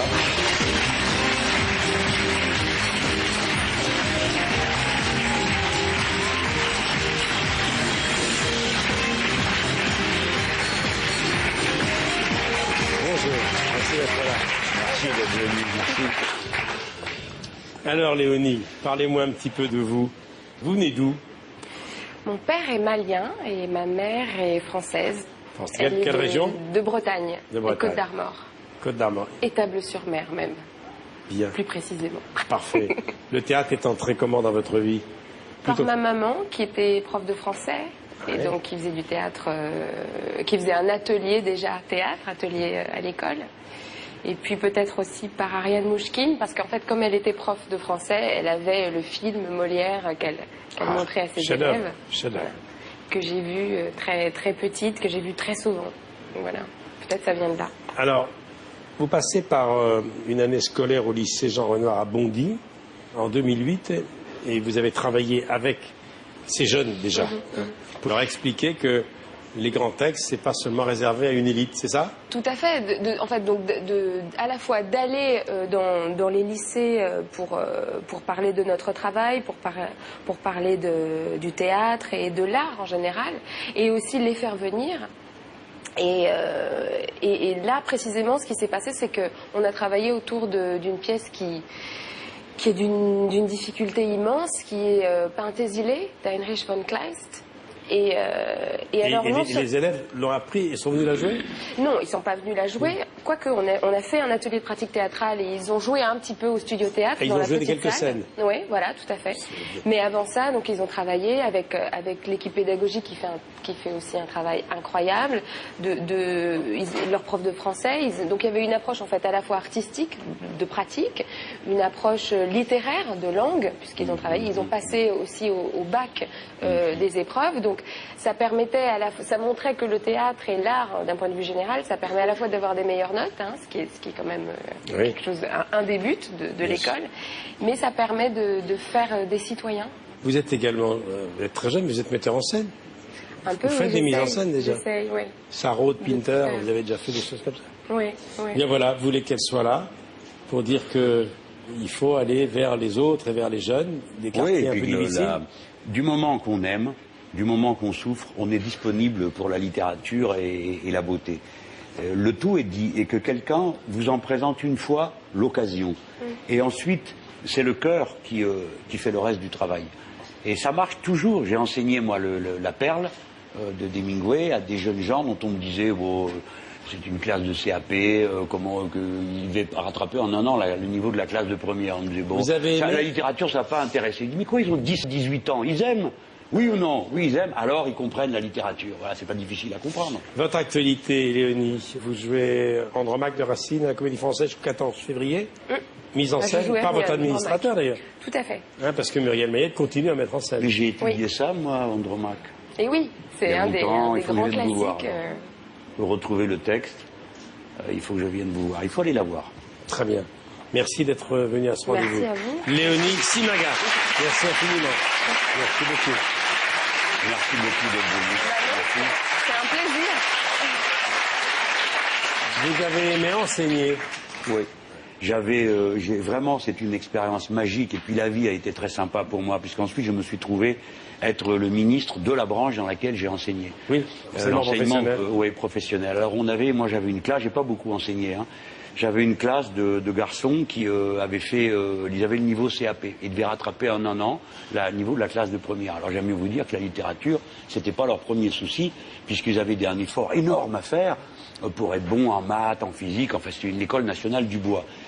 Et alors, c'est un bonheur intellectuel comme vous pouvez pas imaginer. Vous commencez l'année, les gars, ils écrivaient pas sur les lignes, ils n'en avaient rien à fiche. Les points, les virgules, tout ça, c'était pour hein. Et alors, on a dû tout travailler. On a passé un poème, je me rappelle, de Guillaume Apollinaire, sous le pont Mirabeau. Alors, c'est un truc formidable, il n'y a pas de point, il n'y a pas de virgule. Donc, tu t'arrêtes quand tu peux plus respirer. Et à partir de là, moi je disais ça, vous arrêtez quand vous pouvez plus respirer, on met un point. Et si vous voulez faire une pause, on met une virgule, voilà. Et on lisait le texte. Et chacun donnait une cadence au thème d'Apollinaire qui était différent. Et à ce moment-là, le contact avec la littérature devenant en quelque sorte quasi physique et charnel, tout a changé. Et alors, à la fin de l'année, je leur disais, messieurs, moi, je suis comme vous, j'ai un week-end, j'ai pas envie de bosser, donc pas plus de 4 pages. Et les mêmes qui, au début de l'année, avaient du mal à écrire plus de 10 lignes, faisaient comme dans une classe littéraire, vous avez connu ça, on fait « Ah, que 4 pages, on n'a rien de temps d'expliquer ». Merci beaucoup. On va maintenant retrouver quelqu'un que vous avez souhaité avoir à vos côtés. Ça ne m'étonne pas d'ailleurs. C'est Yvan Le Bolloc. Ah. Alors, Yvan Le Bolloc, il a découvert la musique gitane dans les années 90, quoi, en croisant les Gypsy Kings. Il a pris une année sabbatique après, et puis il a voulu s'améliorer. Il est devenu maintenant un pro. Il sera là d'ailleurs une deuxième fois le 25 décembre dans un spécial avec les Gypsy et Chico. Il est venu pour vous, avec son complice Yanis Patrak, Buscando Amor, ça veut dire en cherchant l'amour. Voilà, Le Bolloc en concert. Tous les chemins mènent au Rhum, évidemment. Ma guitare s'appelle Reviens. Allons-y, Yvan.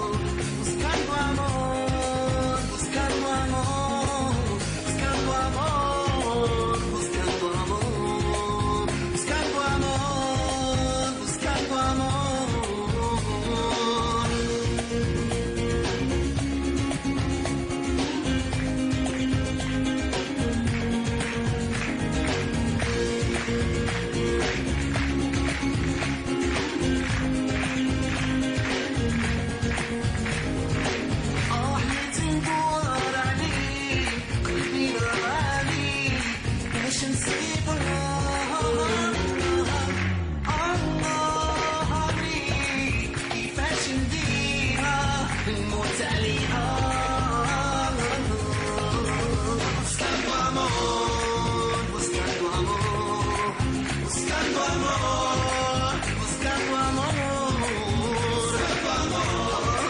buscando amor, buscando amor, buscando amor, buscando amor,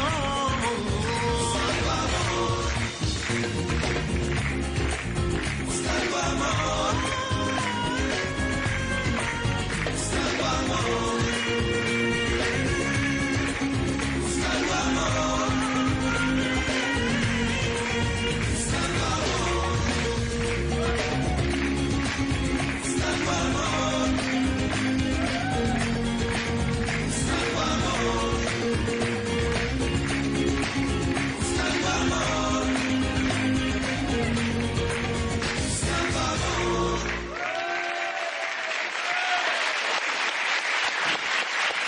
Yvan Le Bolloc et le groupe Ma guitare s'appelle Revient. Yvan Le Bolloc.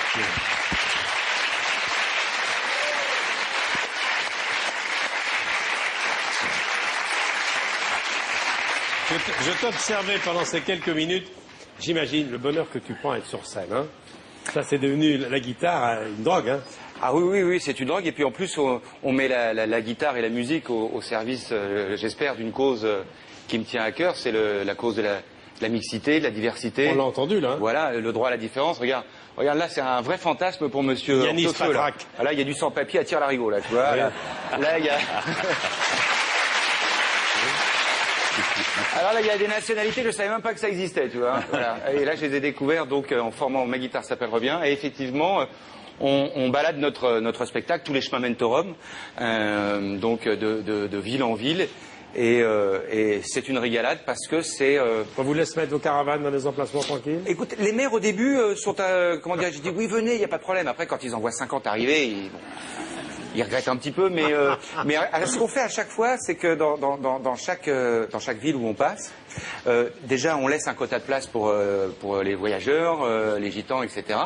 Et puis on essaie de faire des places accessibles. Et puis aussi on fait manger le hérisson au maire, voilà, pour le sensibiliser, n'est-ce pas, aux coutumes locales. Alors le spectacle, 50% guitare, 50% humour. Voilà, c'est ça. Voilà, je raconte en fait mon histoire, l'histoire d'un paillot, l'histoire d'un gars comme vous et moi qui habite dans une petite maison ou un appartement et qui rencontre des voyageurs et qui va donc essayer de faire un spectacle qui se tient avec toutes les différences supposées qu'il peut y avoir entre nous. Voilà, c'est le challenge de ce spectacle-là, tous les chemins mènent au Rhum. Alors, un petit mot sur Monsieur Mélenchon. Oui.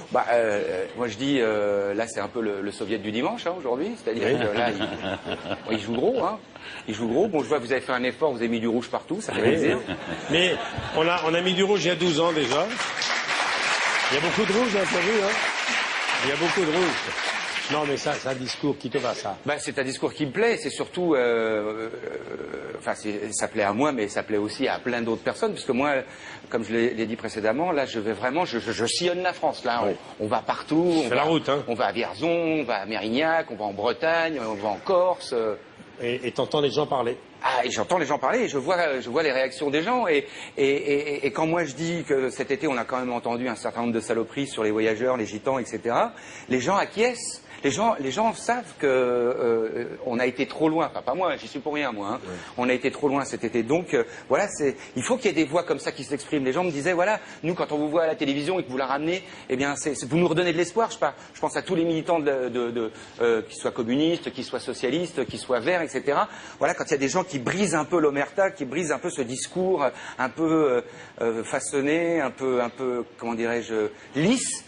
Eh ben, ça leur fait plaisir, ça leur donne du courage à tous les militants, tous les associatifs, etc., qui se battent sur tous les terrains, que ça soit pour faire de l'enseignement pour les gens du voyage, que ça soit pour nettoyer une plage, que ça soit pour empêcher qu'une usine ferme. Voilà, ils ont besoin d'entendre, ils ont besoin de relais à la télévision. Voilà. Vous avez un bon porte-parole, là, Jean-Luc Mélenchon. Je mélange un peu tout. C'est bien. Ouais. Alors, moi, je voulais qu'il soit là parce que je voulais qu'on sorte un peu de cette ambiance abominable à propos des gens du voyage. Tout a été mélangé, les gens du voyage, les gens qui étaient arrivés d'ailleurs. Et avec ces méthodes de bourrin, un problème qui date de... ça fait 10 000 ans que c'est un problème. Il y a les sédentaires et les nomades, c'est pas aujourd'hui. Alors on a essayé de trouver des moyens de moyenner, de vivre bien, de se donner des choses les uns aux autres. Et tout ça, tout foutu par terre, plus de sous pour les associations qui s'occupent de scolariser les mômes, et que je te montre du doigt celui-ci, et que je te dénonce. C'est facile à faire, mettre le feu, c'est très facile. Mais mettre de l'amour, faire vivre les gens ensemble, mettre de la musique, mettre de la poésie et de la beauté, c'est tellement difficile. Alors vous avez des gars comme ça, qui font les deux en même temps, ils me vont très bien. Alors je voulais faire un cadeau à mon camarade Mélenchon, parce que bon, c'est un garçon qui arpente facilement le pavé, tu l'as vu? Oui, oui. Hein, pour un oui, pour un non, il est dehors, il fait brûler des pneus dans la rue avec ses camarades, etc. Et pour pas qu'il prenne froid, on lui a amené donc l'uniforme breton qui est le caban. Voilà, le vrai caban. Voilà. Je vérifie. Ah ouais. Je vérifie que c'est pas made in Taiwan. Non, ça va. Alors bon, si tu veux avoir un peu le look un peu rebelle, tu relèves le col. Parfait. Alors là, qu'est-ce qu'il y a, mon petit Drucker? Là, ça vous donne un côté Jack Lang. Ce Mélenchon, quel bel homme. Merci beaucoup. J'en prie. Ciao. Merci. Eh ben, je pars pas. J'ai un cadeau pour vous, Jean-Luc. Il y a un extrait de Caméra Café avec Bruno Solo. Discussion à la machine à café. Oui. Au lendemain d'une émission de télé sur le QI. Le coefficient intellectuel, regardez.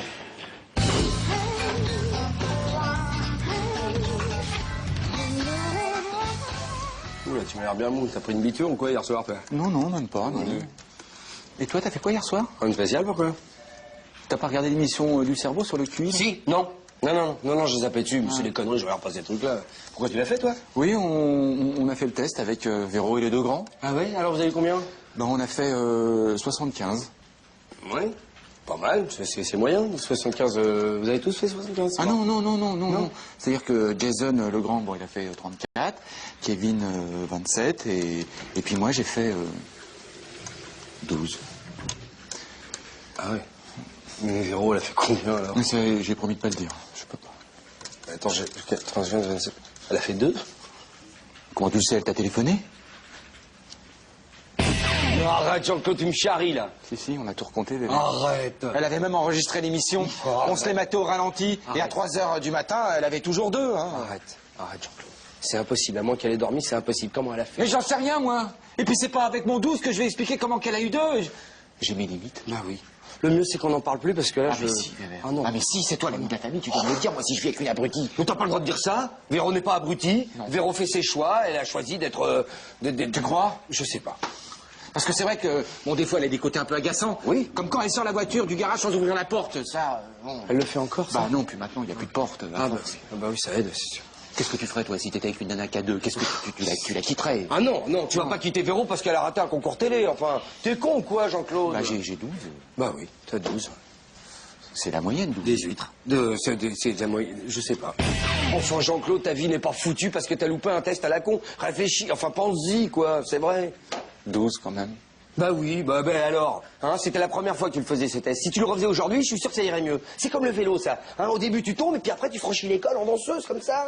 Facile. Moi, il le disait quand même dans l'émission, la moyenne c'est 100. T'imagines la différence? À 88, hein. Ah oui, 88. T'as envie de ça? Ah oui. Bon, ouais, mais là, même si je vais m'entraîner en haute montagne, veux-tu que j'aille les chercher? J'ai pas les jambes. Mais la moyenne, ça veut rien dire. Même moi qui chou. Hein, je suis sûr que à jeun et en forme, j'aurais fait, allez, 50. Oh, t'es chouette, Weber. Bonjour messieurs. Vachement. Je vous savais pas si qu'elle a le matin, c'est très mignon. Non, mais c'est parce que hier, j'ai fait le test du cerveau de l'émission du QI et j'ai fait un carton 57. Ah ouais? Bah moi c'est tout le contraire, je suis très déçue. J'ai fait 133 et je pensais faire mieux. Et vous, Hervé? 138, pardon. Bravo. Bonne journée. Bonne journée à vous. Sinon, je peux t'expliquer? Non, mais c'est pas la peine. Ouais. Même avec 12, j'ai compris. Ah bah tu vois, ça va mieux déjà. Écoute, Jean-Claude, j'ai bien réfléchi, là, j'en ai profité. C'est pas possible ni 12 d'ailleurs.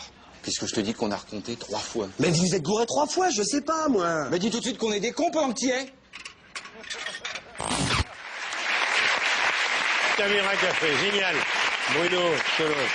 Tenez, je vous fais un cadeau. Yvan Le Bolloc. Son spectacle est en formidable. Voilà, merci beaucoup Yvan. Merci Yvan. Salut Bruno. À très bientôt. Oui, il y a Bruno Solo qui vous embrasse. Voilà.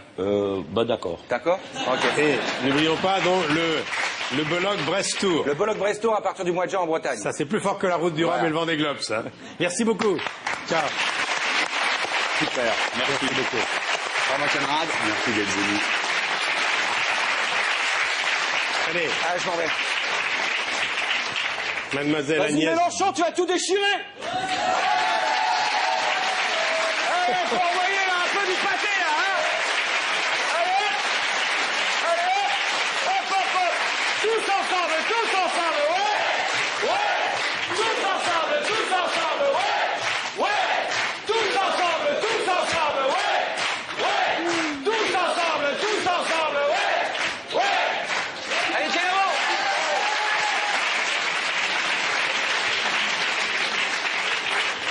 Vous n'ignorez pas que Yvan était enseignant. Il était Oui, prof. ça se voit. C'est un style, hein. Il est convaincant, il prend les gens par le bout par lequel il peut les attraper. Ses élèves devaient être heureux avec lui, hein.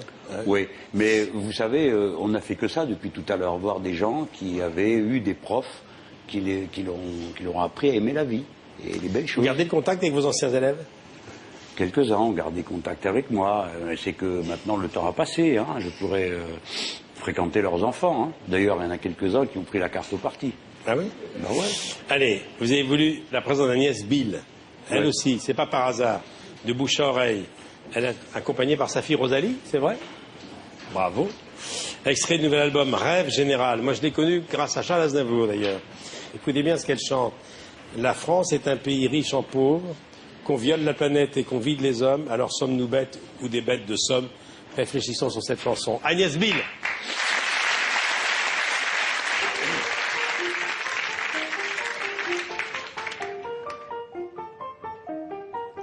Liberté, égalité, fraternité. La France est un pays riche en pauvres. C'est vrai qu'on viole la planète et qu'on vide les hommes. Alors sommes-nous bêtes ou des bêtes de somme? Un jour on se réveille et de bouche à oreille. Il faut être solidaire, on ne sera plus solitaire. Ensemble on va s'en sortir, il faudra bien que l'on respire. Ensemble il y a de la force pour tout le monde et pour nos gosses. L'avenir est entre nos mains pour la planète et nos gamins. Il n'est pas trop tard les enfants, mais plus pour très longtemps. Quand on mange en direct une info qu'on déforme, alors sommes-nous bêtes ou des bêtes de somme? Il n'est plus question de confort quand le goudron bouffe le sable et quand il pleut des oiseaux morts et l'homme qui devient jetable. C'est comme une évidence, on est tous concernés, mais c'est non-assistance à planète en danger. Quand c'est la terre qu'on enterre et la nature qu'on dénature, et quand l'air est foutu en l'air et qu'on va tout droit dans le mur, un jour on se réveille et de bouche à oreille. Il faut être solidaire, on ne sera plus solitaire. Ensemble on va s'en sortir, il faudra bien que l'on respire. Ensemble on a de la force pour tout le monde et pour nos gosses. L'avenir est entre nos mains pour la planète et nos gamins. Il n'est pas trop tard et pourtant ça fait tellement longtemps qu'on nous vide la tête. Il faut que l'on consomme, alors sommes-nous bêtes ou des bêtes de somme? Aujourd'hui sonne sa valeur, on va faire sauter les œillères de tous les pantouflés du cœur qui ne voient même plus que la terre. La terre qu'on a connue ne vaut presque plus rien. Le pain ne coûte plus une bouchée de pain, car si l'on ne prête qu'aux riches, on fait crédit à la misère, à force d'être des caniches ou des moutons qui vont se taire. Un jour on se réveille et de bouche à oreille. Il faut être solidaire, on ne sera plus solitaire. Ensemble on va s'en sortir, il faudra bien que l'on respire. Ensemble il y a de la force pour tout le monde et pour nos gosses. L'avenir est entre nos mains pour la planète et nos gamins. Il faut être solidaire, on ne sera plus solitaire. On sera 100, plus de 100 000 dans les campagnes et dans nos villes. Ensemble il y a de la force pour tout le monde et pour nos gosses. Il faut agir et c'est maintenant pour la planète et nos enfants. Il faut être solidaire, on ne sera plus solitaire. Ensemble on va s'en sortir, il faudra bien que l'on respire. France, envie de la France, pour tout le monde et pour nos gosses. L'avenir est entre nos mains, pour la planète et nos gamins. Agnès Dill. Merci, on applaudit les enfants. La petite fille Rosalie et ses copines. Ah, belle chorale. Bonjour Agnès. Et oui, franchement, on va demander à Dominique Colonna de refaire un plan sur cette petite chorale et de les applaudir encore. Voilà. Ah, ben, ça va.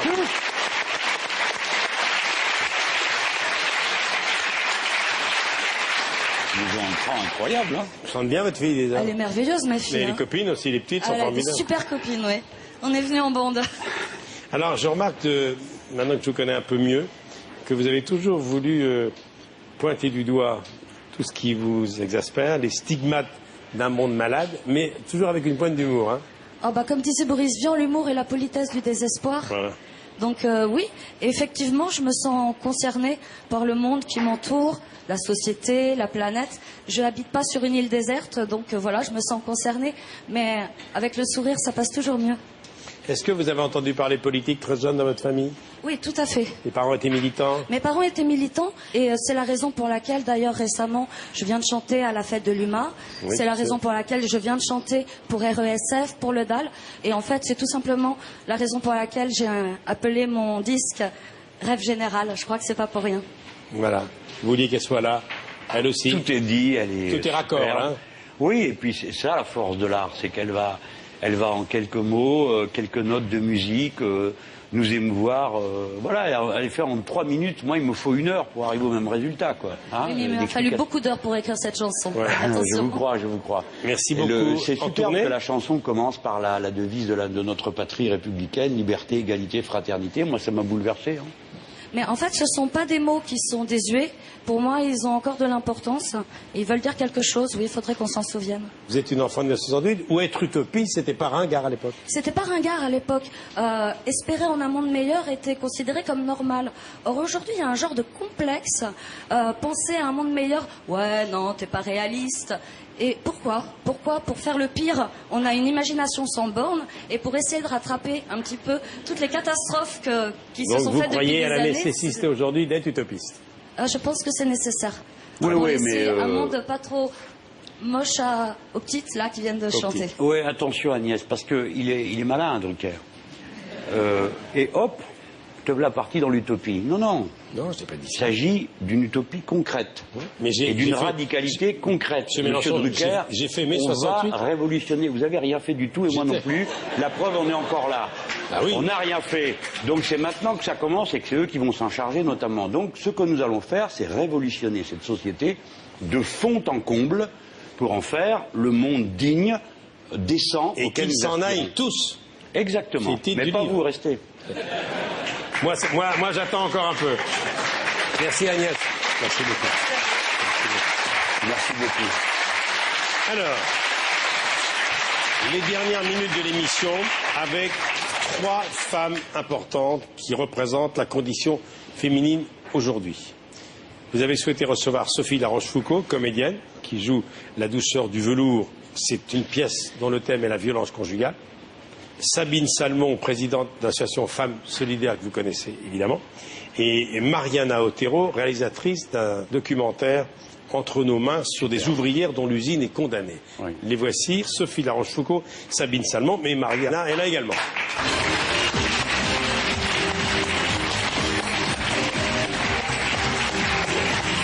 Ça me fait plaisir que tu sois là.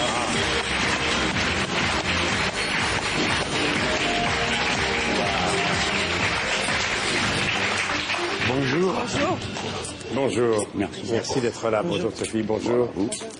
Alors, Sophie, Sabine et Mariana Otero. On va donner la parole à Sophie de la Rochefoucauld. Alors vous jouez une pièce au Théâtre des Mathurins, c'est les femmes et la violence conjugale. C'est le thème. Absolument. C'est l'histoire d'une petite coiffeuse de province. Camille, qui va raconter sa vie. Au début, c'est assez drôle. Les gens rient, c'est léger. Et petit à petit, on va rentrer dans le drame. Oui, elle a une vie apparemment normale. Elle rêve d'être Anna Karénine, tout va bien. Et puis on se rend compte peu à peu qu'elle affronte la violence conjugale régulièrement. Ça commence par une gifle. Ça commence par une gifle, puis d'une gifle, c'est plusieurs, puis des coups, et on va comprendre que ça fait des années qu'elle se fait maltraiter. Et elle va trouver ça au fil des années assez normal de se faire cogner finalement. Mais souvent les femmes trouvent ça normal parce que d'abord elles aiment leur conjoint, elles ont peur et elles sont victimes, mais elles pensent que c'est de leur faute parce que souvent la psychologie rentre beaucoup en ligne de compte. Est-ce qu'on peut dire qu'on subit parce qu'on aime? On peut dire qu'on subit parce qu'on aime. C'est d'ailleurs ce que dit Camille dans la pièce. Oui, ça. Elle subit parce qu'elle aime et puis après parce qu'elle a peur. Et au moment où elle se rend compte qu'elle n'a pas le droit de subir ça, il est trop tard. Oui, parce qu'elle se dit, après tout, il me cogne peut-être par amour. Elle pense qu'il la cogne par amour. Elle pense souvent qu'il cogne par amour. C'est ça le problème et c'est pour ça que quand on est dans l'engrenage, on a beaucoup de mal à s'en sortir. Vous avez vu la pièce, non? C'est un thème fort, hein? Oui, c'est une pièce, hein. Faut pas perdre de vue que c'est de l'art. C'est pas un discours politique, on n'oublie pas les tracts. Ça fait réfléchir quand même, hein, parce que ça existe, la violence conjugale. Et c'est un sujet très délicat parce que il peut, vous savez, on ne va pas facilement au contact de la souffrance. On n'a pas forcément envie de la voir, de la ressentir, on n'est pas préparé à ça. Et la pièce permet d'entrer dans cette logique, de comprendre, et peut-être pour la première fois d'entendre pour beaucoup d'entre nous, les hommes, des choses dont on ne nous parle pas le reste du temps. Moi, je ne suis pas un homme violent, donc j'ai du mal à imaginer ce que peut être cette violence-là, et j'ai du mal à l'admettre même. Ben, je vais vous donner quelques chiffres qui font peur. Qui font froid dans le dos. En 2008, 156 femmes, 27 hommes ont été tués par leurs compagnons et compagnes. 18% des morts violentes en France ont lieu dans le cadre du couple. Et en 2007, la police a relevé 47 500 faits de violence conjugale. Les personnes victimes de violences conjugales peuvent appeler le 3919, c'est le jour de le rappeler. C'est le jour de le rappeler, 19. Oui. C'est la cause nationale cette année 2010 et la cause sur les... Ça, c'est la violence qui vaut la peine qu'on s'y arrête. Hein. C'est ça la vraie violence qu'il y a dans la société. C'est pas d'aller courir derrière 3 voleurs de mobylettes qui ne doivent pas voler des mobylettes, bien sûr, mais à qui on donne une importance alors que ces crimes-là, ça ne fait pas bien d'en parler, quoi. Sophie de La Rochefoucauld est là également parce qu'elle a été sur la liste du Front de gauche aux dernières régionales. Absolument. C'est ça. Mais c'est pas pour ça que sa pièce est bonne. Sa pièce est bonne et elle est sur la liste. Hein. Mais c'est comme ça que j'ai rencontré Jean-Luc. Ça fait bientôt 1 an, en janvier, quand nous avons commencé la campagne pour les élections régionales. Absolument. Sabine Salmon, présidente nationale de l'association Femmes Solidaires. Alors, c'est une association féministe qui défend les valeurs fondamentales de laïcité, il faut le dire, hein, de mixité, d'égalité pour les droits de la femme, la paix, la liberté. Là aussi, vous deviez être là aujourd'hui. C'est né quand, ça, Femmes Solidaires? C'est né en 1945. C'est issu, oui, c'est une association qui est là de longue date. Elle est issue des comités féminins de la résistance. Donc, elle est issue de ces femmes qui ont résisté pendant cette Seconde Guerre mondiale et qui ont décidé au lendemain de la guerre de continuer le combat pour les femmes, pour les droits des femmes. Et aujourd'hui, cette association continue d'exister avec un réseau de 190 associations locales. Il y a 10 000 membres. 10 000 membres, 10 000 adhérentes qui au quotidien voilà le site internet, voilà. Contre les violences faites aux femmes aussi et pour avancer sur le chemin de l'égalité réelle entre les hommes et les femmes. Notamment dans l'accès à l'emploi, entre autres. L'emploi, oui, les retraites. L'emploi, l'égalité salariale et professionnelle, voilà. Femmes Solidaires mène un projet aussi, Éthiopie, qui consiste à marrainer des petites filles. Il faut en dire un mot maintenant. Ben, parce qu'en fait, notre combat est en France, mais en fait, toutes les femmes sont liées les unes avec les autres. Et on a un adage à Femmes Solidaires qui dit que lorsque les droits des unes progressent quelque part dans le monde, ça encourage les autres à continuer la lutte. Et donc, on mène un travail avec des femmes Afar, donc dans la région Afar d'Éthiopie. On a un projet en 2 temps. Le premier temps est de marrainer 90 petites filles de 2 villages, des petites filles dont les mamans ne veulent pas qu'elles soient excisées. Donc c'est une lutte dans la famille, donc on soutient la famille pour que ces petites filles ne soient pas excisées. Donc l'idée c'est de construire un centre de soins aussi. Voilà, un centre de soins et de prévention, voilà, et de prévention. Bien. Mariana Otero, vous avez réalisé un documentaire pour la télé et le cinéma qui s'appelle Entre nos mains, sorti il y a un mois. Parlez-moi de ce documentaire avant d'en voir un extrait. Alors c'est l'histoire de femmes qui travaillent dans une entreprise de lingerie féminine et cette entreprise près d'Orléans. Voilà, près d'Orléans. L'entreprise est en faillite et donc pour sauver leur emploi, leur seule solution c'est de créer une coopérative. Mais une coopérative, c'est pas simple parce qu'il faut que chaque salarié devienne associé, donc mette 1 mois de salaire. Il faut faire confiance en soi-même et dans les autres, puisque c'est le collectif qui va du coup diriger l'entreprise. Et donc ces femmes, elles ont peur au début, elles hésitent, elles discutent beaucoup, on y va pas. Puis finalement, elles se lancent. Il y a 1 mois de salaire qui fait réfléchir. Voilà, ce mois de salaire, c'est quand même lourd, quoi. Ouais. Et puis finalement, elles se lancent. Et alors là, il y a beaucoup de difficultés, entre autres le patron qui veut pas lâcher l'affaire.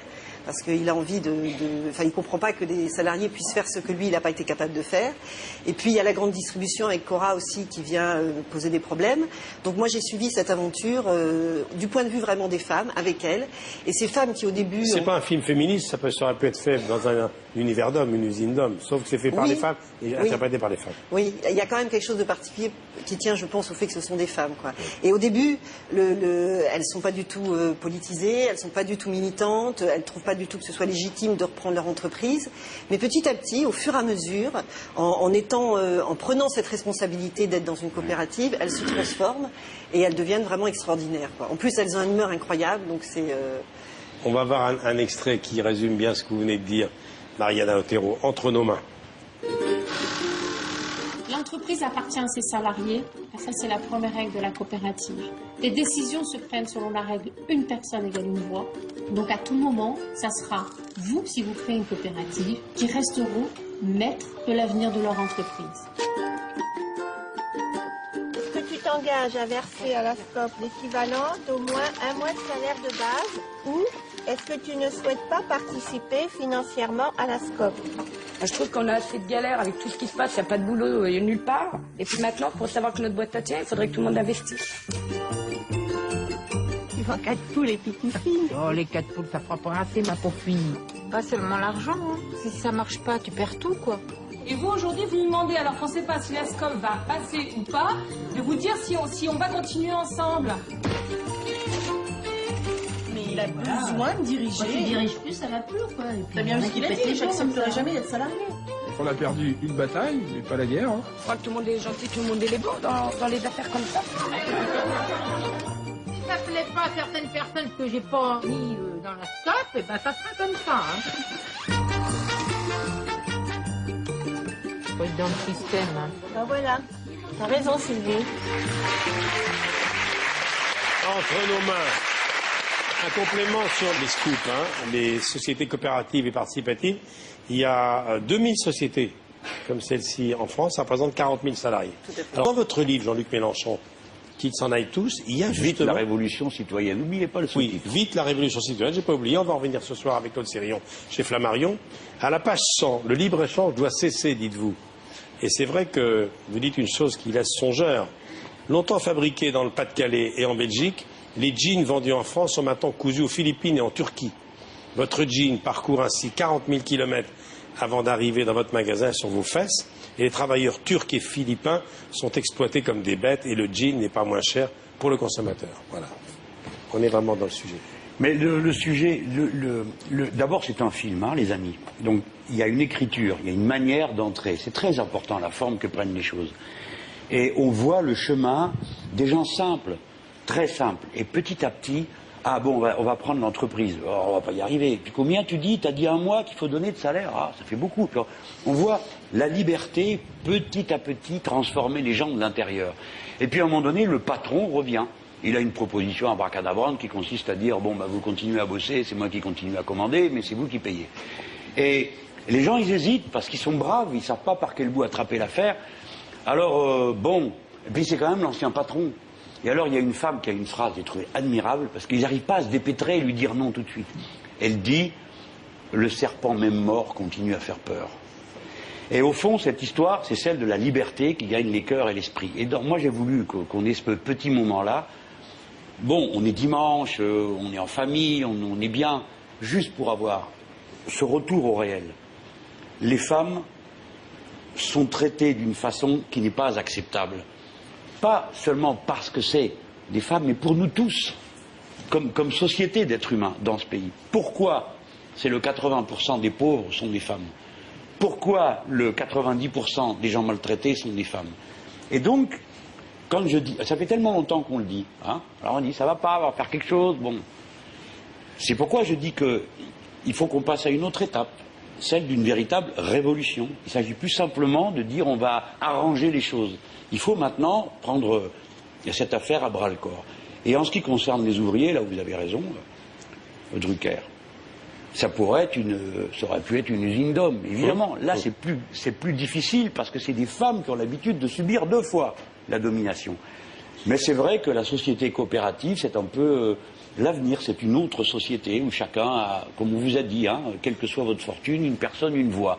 Eh bien, c'est ce modèle économique, moi, auquel je crois. Je crois qu'on n'a pas besoin de la cupidité, de l'avidité, de l'accumulation pour bien faire son travail, avoir de l'amour pour son métier, faire des belles choses. On n'a pas besoin d'être dans cette espèce de tension de la possession que la société capitaliste génère continuellement. Une société républicaine, elle est vertueuse, elle se contente de vivre dignement et de faire bien son travail. Je vous remercie, mesdames, d'être venues à ce rendez-vous. Merci beaucoup. Merci beaucoup. Merci. Merci d'être venu. Merci. Vous avez votre maman? Oui. Merci beaucoup. Alors, les dernières minutes de l'émission. Roby & Co, derrière les cimetières. Roby, c'est un de vos amis. Christophe Robillard. Oui. Alors moi, je ne fréquente pas, hélas, hein, mais ça se trouve comme ça. Je n'ai pas d'amis dans le showbiz. Je connais, par contre, beaucoup de gens qui ont le goût de la chose bien dite, bien chantée, bien écrite, bien peinte. Et Roby est dedans. C'est un personnage très surprenant. J'espère qu'il va vous surprendre, vous, au moins autant que moi. Puisqu'il est un peu courageux. C'est un compagnon de route, politiquement? Un peu, mais c'est surtout un artiste, là, qu'on va voir.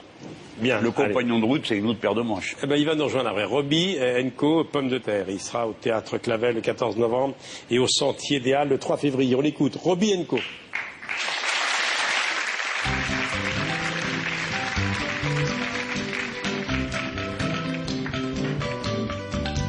Derrière les cimetières, traversant le brouillard, des fantômes en colère côtoient des hommes en noir. Ils sortent de la terre, au fond de ma mémoire. Mon âme est prisonnière, ici-bas. Derrière les cimetières, les amis d'autrefois chantent et boivent de la bière. Chacun je les revois. Julie, Ninon et Pierre, pas un ne me déçoit. C'est ce que je préfère, ici-bas.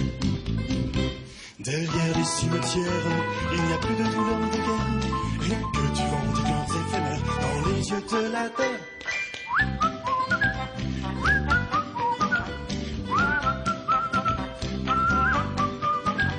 Derrière les cimetières, des amours dérisoires. Mon cœur blessé se terre du drame de nos histoires. Monter au firmament, puis descendre en enfer. C'est le sort des amours, ici. Derrière les cimetières, les rendez-vous manqués. J'en ai plein d'étagères, ils sont tous bien rangés. Amis, amoureux, frères, passion, rêve, ce métier. Et puis, garder ma mère, ici-bas. Derrière les cimetières, il n'y a plus de douleur ni de guerre. Rien que du vent, des douleurs éphémères. Dans les yeux de la terre, on siffle.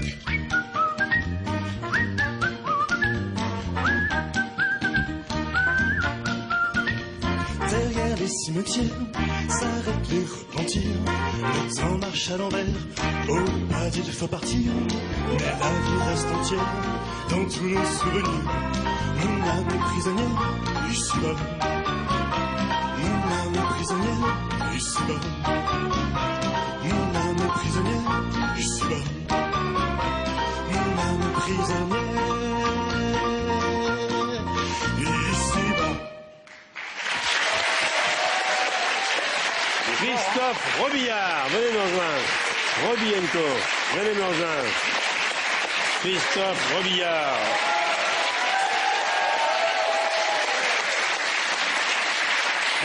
Alors, ça va?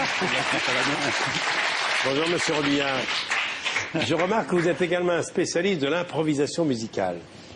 Oui, vous aimez ça ouais, j'ai même fait une chanson improvisée qui s'appelle Michel Drucker. On pourra peut-être la trouver sur le web parce qu'on l'a enregistrée dans les coulisses. Ah oui?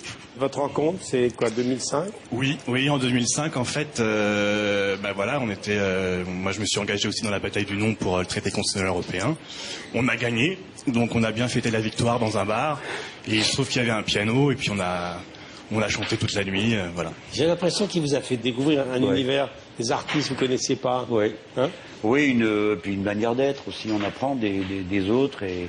Alors pour les maisons de disques qui voudraient immédiatement l'enregistrer, il faut s'adresser directement à lui, c'est pas la peine de passer par moi. Hein. Donc voilà, il a construit quelque chose, mais qui va au-delà de moi. Je crois qu'il a touché beaucoup d'amis qui étaient là, qui ont découvert et qui ont appris en l'écoutant. Alors on s'est dit, qu'est-ce qu'on fait là? On va voir Drucker, on va emmener Robbie. Vous avez raison. Voilà, et je crois que tout le monde est content, non? Bien sûr. Théâtre Clavel, 14 novembre, et au Santé des Halles. Et à Londres, au Hideaway, le 23 février. Très bien. Qui sont les chanteurs qui ont bercé votre adolescence? Devine. Ferré, Ferrat? Ben et vous? Allez. Brassens, Ferré, voilà. Ferrat, évidemment. Les Beatles. Oui, Aragon. Stone ou Beatles? Plutôt Beatles. Bon, nobody is perfect, hein. Mais bon, personne n'est parfait, hein. Mais c'est peut-être parce que j'ai rencontré McCartney. Oh. Alors j'ai passé un week-end chez lui, et là, évidemment, j'étais un peu influencé. Mais vous avez fait comment pour avoir le week-end? Vous avez gagné un... Non, on a fait une demande pour une interview avec lui, et voilà. Il a accepté, voilà, au milieu de ses moutons, au sud de l'Angleterre. Il y avait un poster de vous dans sa chambre. Voilà. Je ne suis pas surpris. Merci beaucoup, Robbie. Merci beaucoup. Merci à tous. Alors, on va terminer, cher Jean-Luc Mélenchon, avec quelqu'un qui s'appelle Nicolas, mais on a déjà presque oublié qui portait le nom de son père. Il s'appelle Bedos. Et je sais que vous n'êtes pas insensible à son talent. Évidemment, c'est un auteur déjà, Nicolas Bedos. Sortie de scène, Eva, Voyage de Victor, Promenade de santé. Il a déjà écrit pour son père, pour tout le monde. Il a une plume, mais il a également un regard qu'on n'oublie pas. C'est un séducteur. Et notre ami Fogg, Franck-Olivier Gisbert, a eu l'idée, c'est peut-être là où vous l'avez rencontré, sur le plateau de Semaine Critique, de l'engager pour faire une chronique chaque semaine qui a pour titre La semaine mythomane de Nicolas Bedos. Pour savoir ce que c'est, on va d'abord accueillir l'auteur de cette chronique. Voici Nicolas Bedos.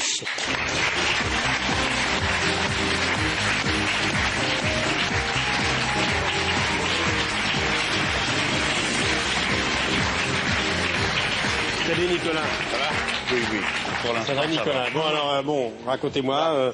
Vous l'avez rencontré comment? Vous avez vu ses pièces? Vous l'avez vu sur un plateau de télé? Non. Vous avez flashé sur lui comment? Je l'ai vu sur un plateau de télé où il faisait l'insolent. Et ça m'a plu. Alors, il faut dire, Nicolas, que sur le plateau de Gisbert, tu fais ta chronique, stricto sensu, et tu pars. Ouais. On pourrait même m'enlever de l'émission, ça changerait rien. Oui. Ouais. Et non, mais je suis très ravi. Si un jour ça leur plaît pas, ils coupent, on voit rien. C'est ça. Et puis d'ailleurs, les gens qui me regardent sur Internet ne regardent pas le reste de l'émission. Ouais. Comme ça, je suis très indépendant. Moi, je connais ton parcours par cœur d'auteur. Comment tu as accepté la proposition de Gisbert? Parce qu'il est venu et parce que je voulais montrer une autre facette de moi, parce que j'ai un côté un peu acteur frustré, un peu pute, que je passe ma vie à écrire pour les autres, et que j'avais envie de m'amuser un peu, de prendre ce plaisir qu'on a quand on est sur un plateau de télé. C'est provisoire, Michel Drucker, ce que je fais là. Ça, c'est toi qui le dis. Ah ouais? Non, attention à ce que tu dis, je te le ressentirai. Parce que je sais pas si ça me fait vraiment du bien, parce que j'ai quand même beaucoup de choses à faire à côté. D'accord. Je prépare plein de choses, mais c'est comme si, voilà, c'est pour m'amuser, c'est pour prendre du plaisir. C'est comme si j'allais dîner. J'allais dîner en ville une fois par semaine chez des gens plutôt intelligents. Et tu les fais marrer. Marrer. Ah ben, je peux te dire que moi j'en entends parler de ta chronique. Alors, ce soir-là, il y avait Manuel Valls, il y avait évidemment Elisabeth Lévy, il devait y avoir Emmanuel Todd, il devait y avoir Bruno Le Maire, entre autres, autour de Fogg. Et voici ce qu'on a entendu.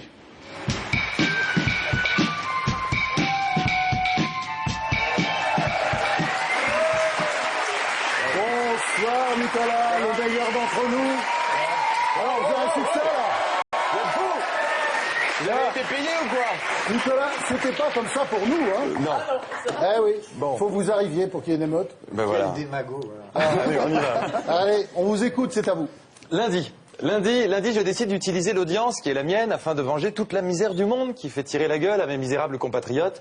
En effet, face à la contestation bouleversante qui gronde partout dans ce pays avide d'antidépresseurs cathodiques, moi qui possède l'âme de Jean Jaurès dissimulée dans le corps de Brad Pitt, moi dont le sexe rocco-siffrédien éjacule dès qu'il peut les colères de Besancenot, je ne peux décemment fuir mon devoir de porte-voix de tribun humaniste. C'est pourquoi lundi, Je remonte mes manches, reboutonne ma braguette et je prends la décision d'aller griffonner une chronique littéralement révolutionnaire sur un coin de table de la maison du caviar. Cette humble auberge rouge où je vais m'imprégner chaque soir du désespoir ambiant. Afin de donner quelques fougues à ma plume, je me saoule de Dom Pérignon, cuvée 1981, année de l'arrivée salvatrice de la gauche au pouvoir.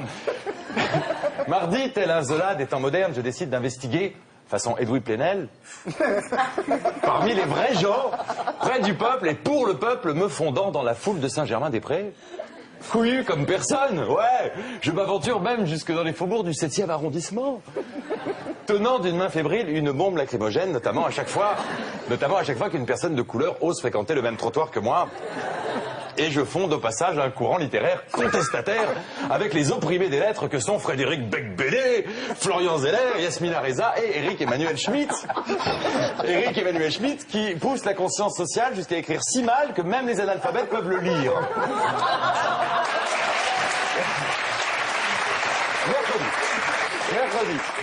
Mercredi, afin d'agir directement sur le pouvoir en place, je décide de réunir dans mon manoir de Cabourg les grandes figures de la pensée gauchiste. C'est ainsi que Jacques Attali et Bernard-Henri Lévy enfantèrent de grandes idées durant la partie de tennis qui les opposa à Luc Ferry et Pascal Bruckner, alors qu'Arnaud Montebourg et Laurent Fabius se chamaillaient sur le terrain de polo, notamment au sujet du bouclier fiscal. Martine Aubry et Alain Minc s'activaient en cuisine, plutôt attendrissants dans leur tablier signé Jean-Paul Gaultier, et comparant non sans virulence leurs recettes sur la retraite dans une bouillabaisse d'idées. Je ne fus pas peu fier de moi, oui, en les voyant vers minuit partager leurs cigares et l'avenir de la France, puis se mettre d'accord au sujet des sans-papiers grâce à un bon Bordeaux généreusement rapporté par Jack Lang sur les conseils de Jacques Séguéla, pendant que Manuel Valls distribuait des capotes à tout va. Vous connaissez ce détail? Par pudeur, Manuel, je ne vous dirai pas comment s'est finie la soirée. Dommage.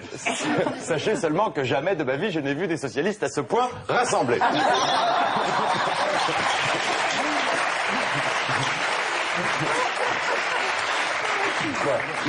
Jeudi, tel Coluche en son temps, me voilà bien décidé à représenter le peuple, y compris physiquement, décidant de froisser mon costume Prada, de remprunter les vieilles chemises dégueulasses de Franz-Olivier Gisbert, et de ne plus porter que des slips Monoprix avec une jolie rose décidée à l'endroit même où mon père, pourtant goy, décida il y a 30 ans de m'arracher le prépuce, et ce avec les dents.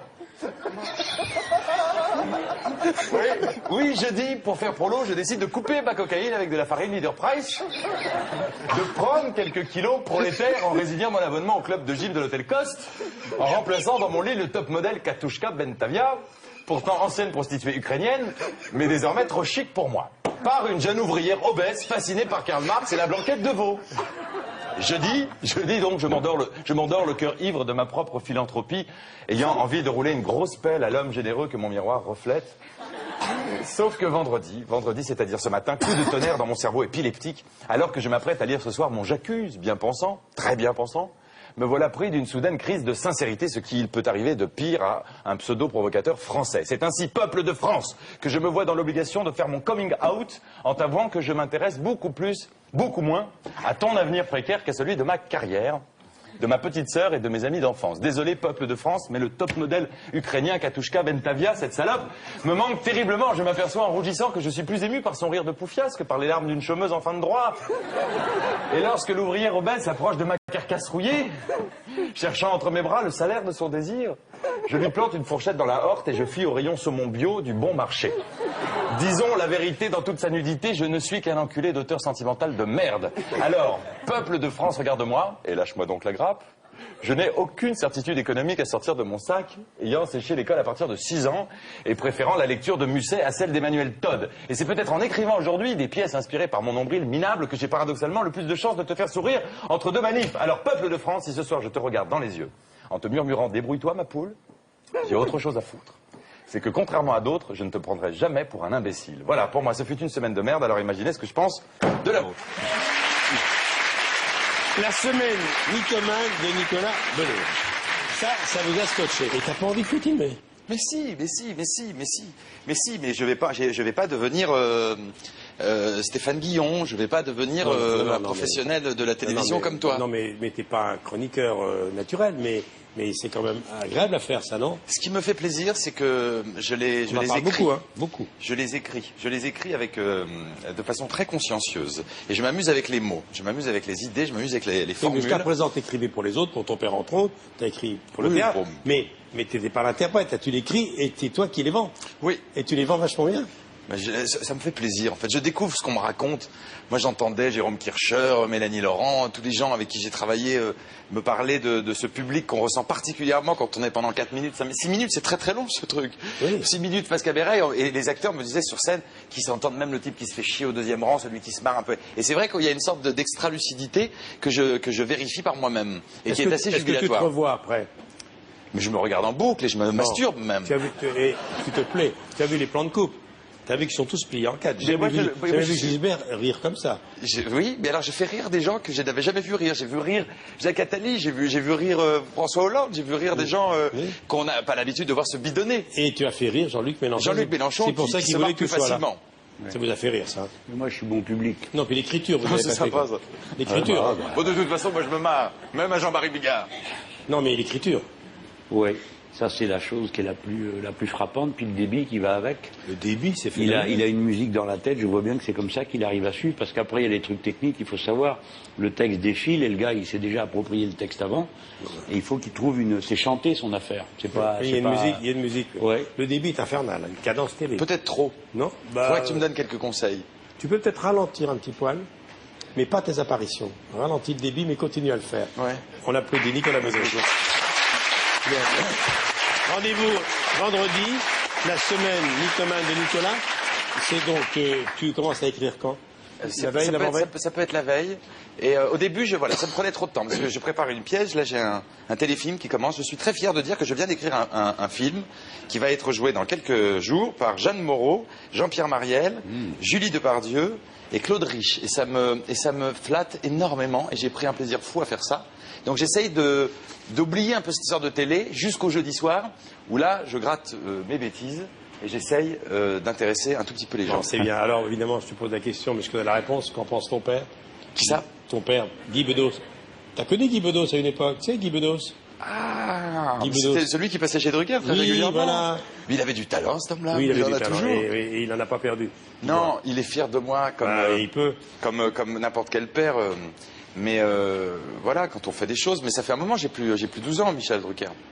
Ah non, mais je sais, mais pour moi, tu as toujours 12 ans. Oui. Voilà. Parce que... Et pour moi, tu en as toujours 40. Oui. Ben voilà. Merci, Nicolas. Voilà. Jean-Luc. Bah oui, il dégaine vite chez les Bedos. Bah oui, mais vous l'avez cherché, hein, pour dire. Bon. Dites-moi, cher Jean-Luc Et ton Mélenchon. papa, et ton grand-père, et j'ai connu ta grand-mère. Oui. Mais moi, j'adore cet homme. Cet homme est très important dans ma vie. Quand j'étais petit, j'avais envie de écoutez bien ce qu'il va dire. J'avais envie de me dire Michel Drucker, j'étais devant la glace. Écoutez la suite. Écoutez la suite. C'est dire à quel point je manquais d'ambition, vous comprenez? Vous savez ce qu'il faisait? Il se mettait à l'âge de 8 ans, 10 ans, dans la glace chez lui. Il prenait une brosse à cheveux ou un séchoir. Pauvre gosse. Il lançait le générique de Champs-Élysées et il faisait Michel Drucker. Il faut dire que le générique de Champs-Élysées, qui a composé ce générique? Parce que Jean-Pierre Bourter, Jean-Claude Petit. C'est envoûtant. Eh ben, il reprend parce que tu sais qu'on reprend. Mais sur cette musique-là, tu étais très séduisant. Même moi qui suis hétérosexuel militant, j'avais presque des pulsions adolescentes. C'était et toi t'arrivais comme ça, mais c'était une classe folle. Il y avait un côté. T'en donnais beau. Mais tu sais ce qu'a dit ton père de moi? Non. On disait oui, Drucker il est consensuel. Il dit oui, mais il est plus sensuel que con. C'est vrai. Merci Nicolas. Jean-Luc Mélenchon, on va s'arrêter là. On va se retrouver avec Jean-Pierre Coff, Laurent Ruquier, Régis Maillot, Claude Sérillon. On va reparler évidemment politique. Et la semaine prochaine, c'est Laurent Gérard qui sera là avec, écoutez bien, avec un des rescapés des Tontons Flingueurs, le seul acteur Venantini des Tontons Flingueurs sera là avec Georges Lautner, Claude Pinoteau, Jean Becker. Ils sont dans le panthéon cinématographique de Laurent Gérard. Il y aura Las Palais Chevalier, Lavillier, Bernard Hinault, Louis Chédid, Patrick Préjean, Albert Algou, Pascal Fioretto, qui sont les auteurs de Laurent Gérard. Eh bien voilà, à tout à l'heure. À tout à l'heure. Merci beaucoup.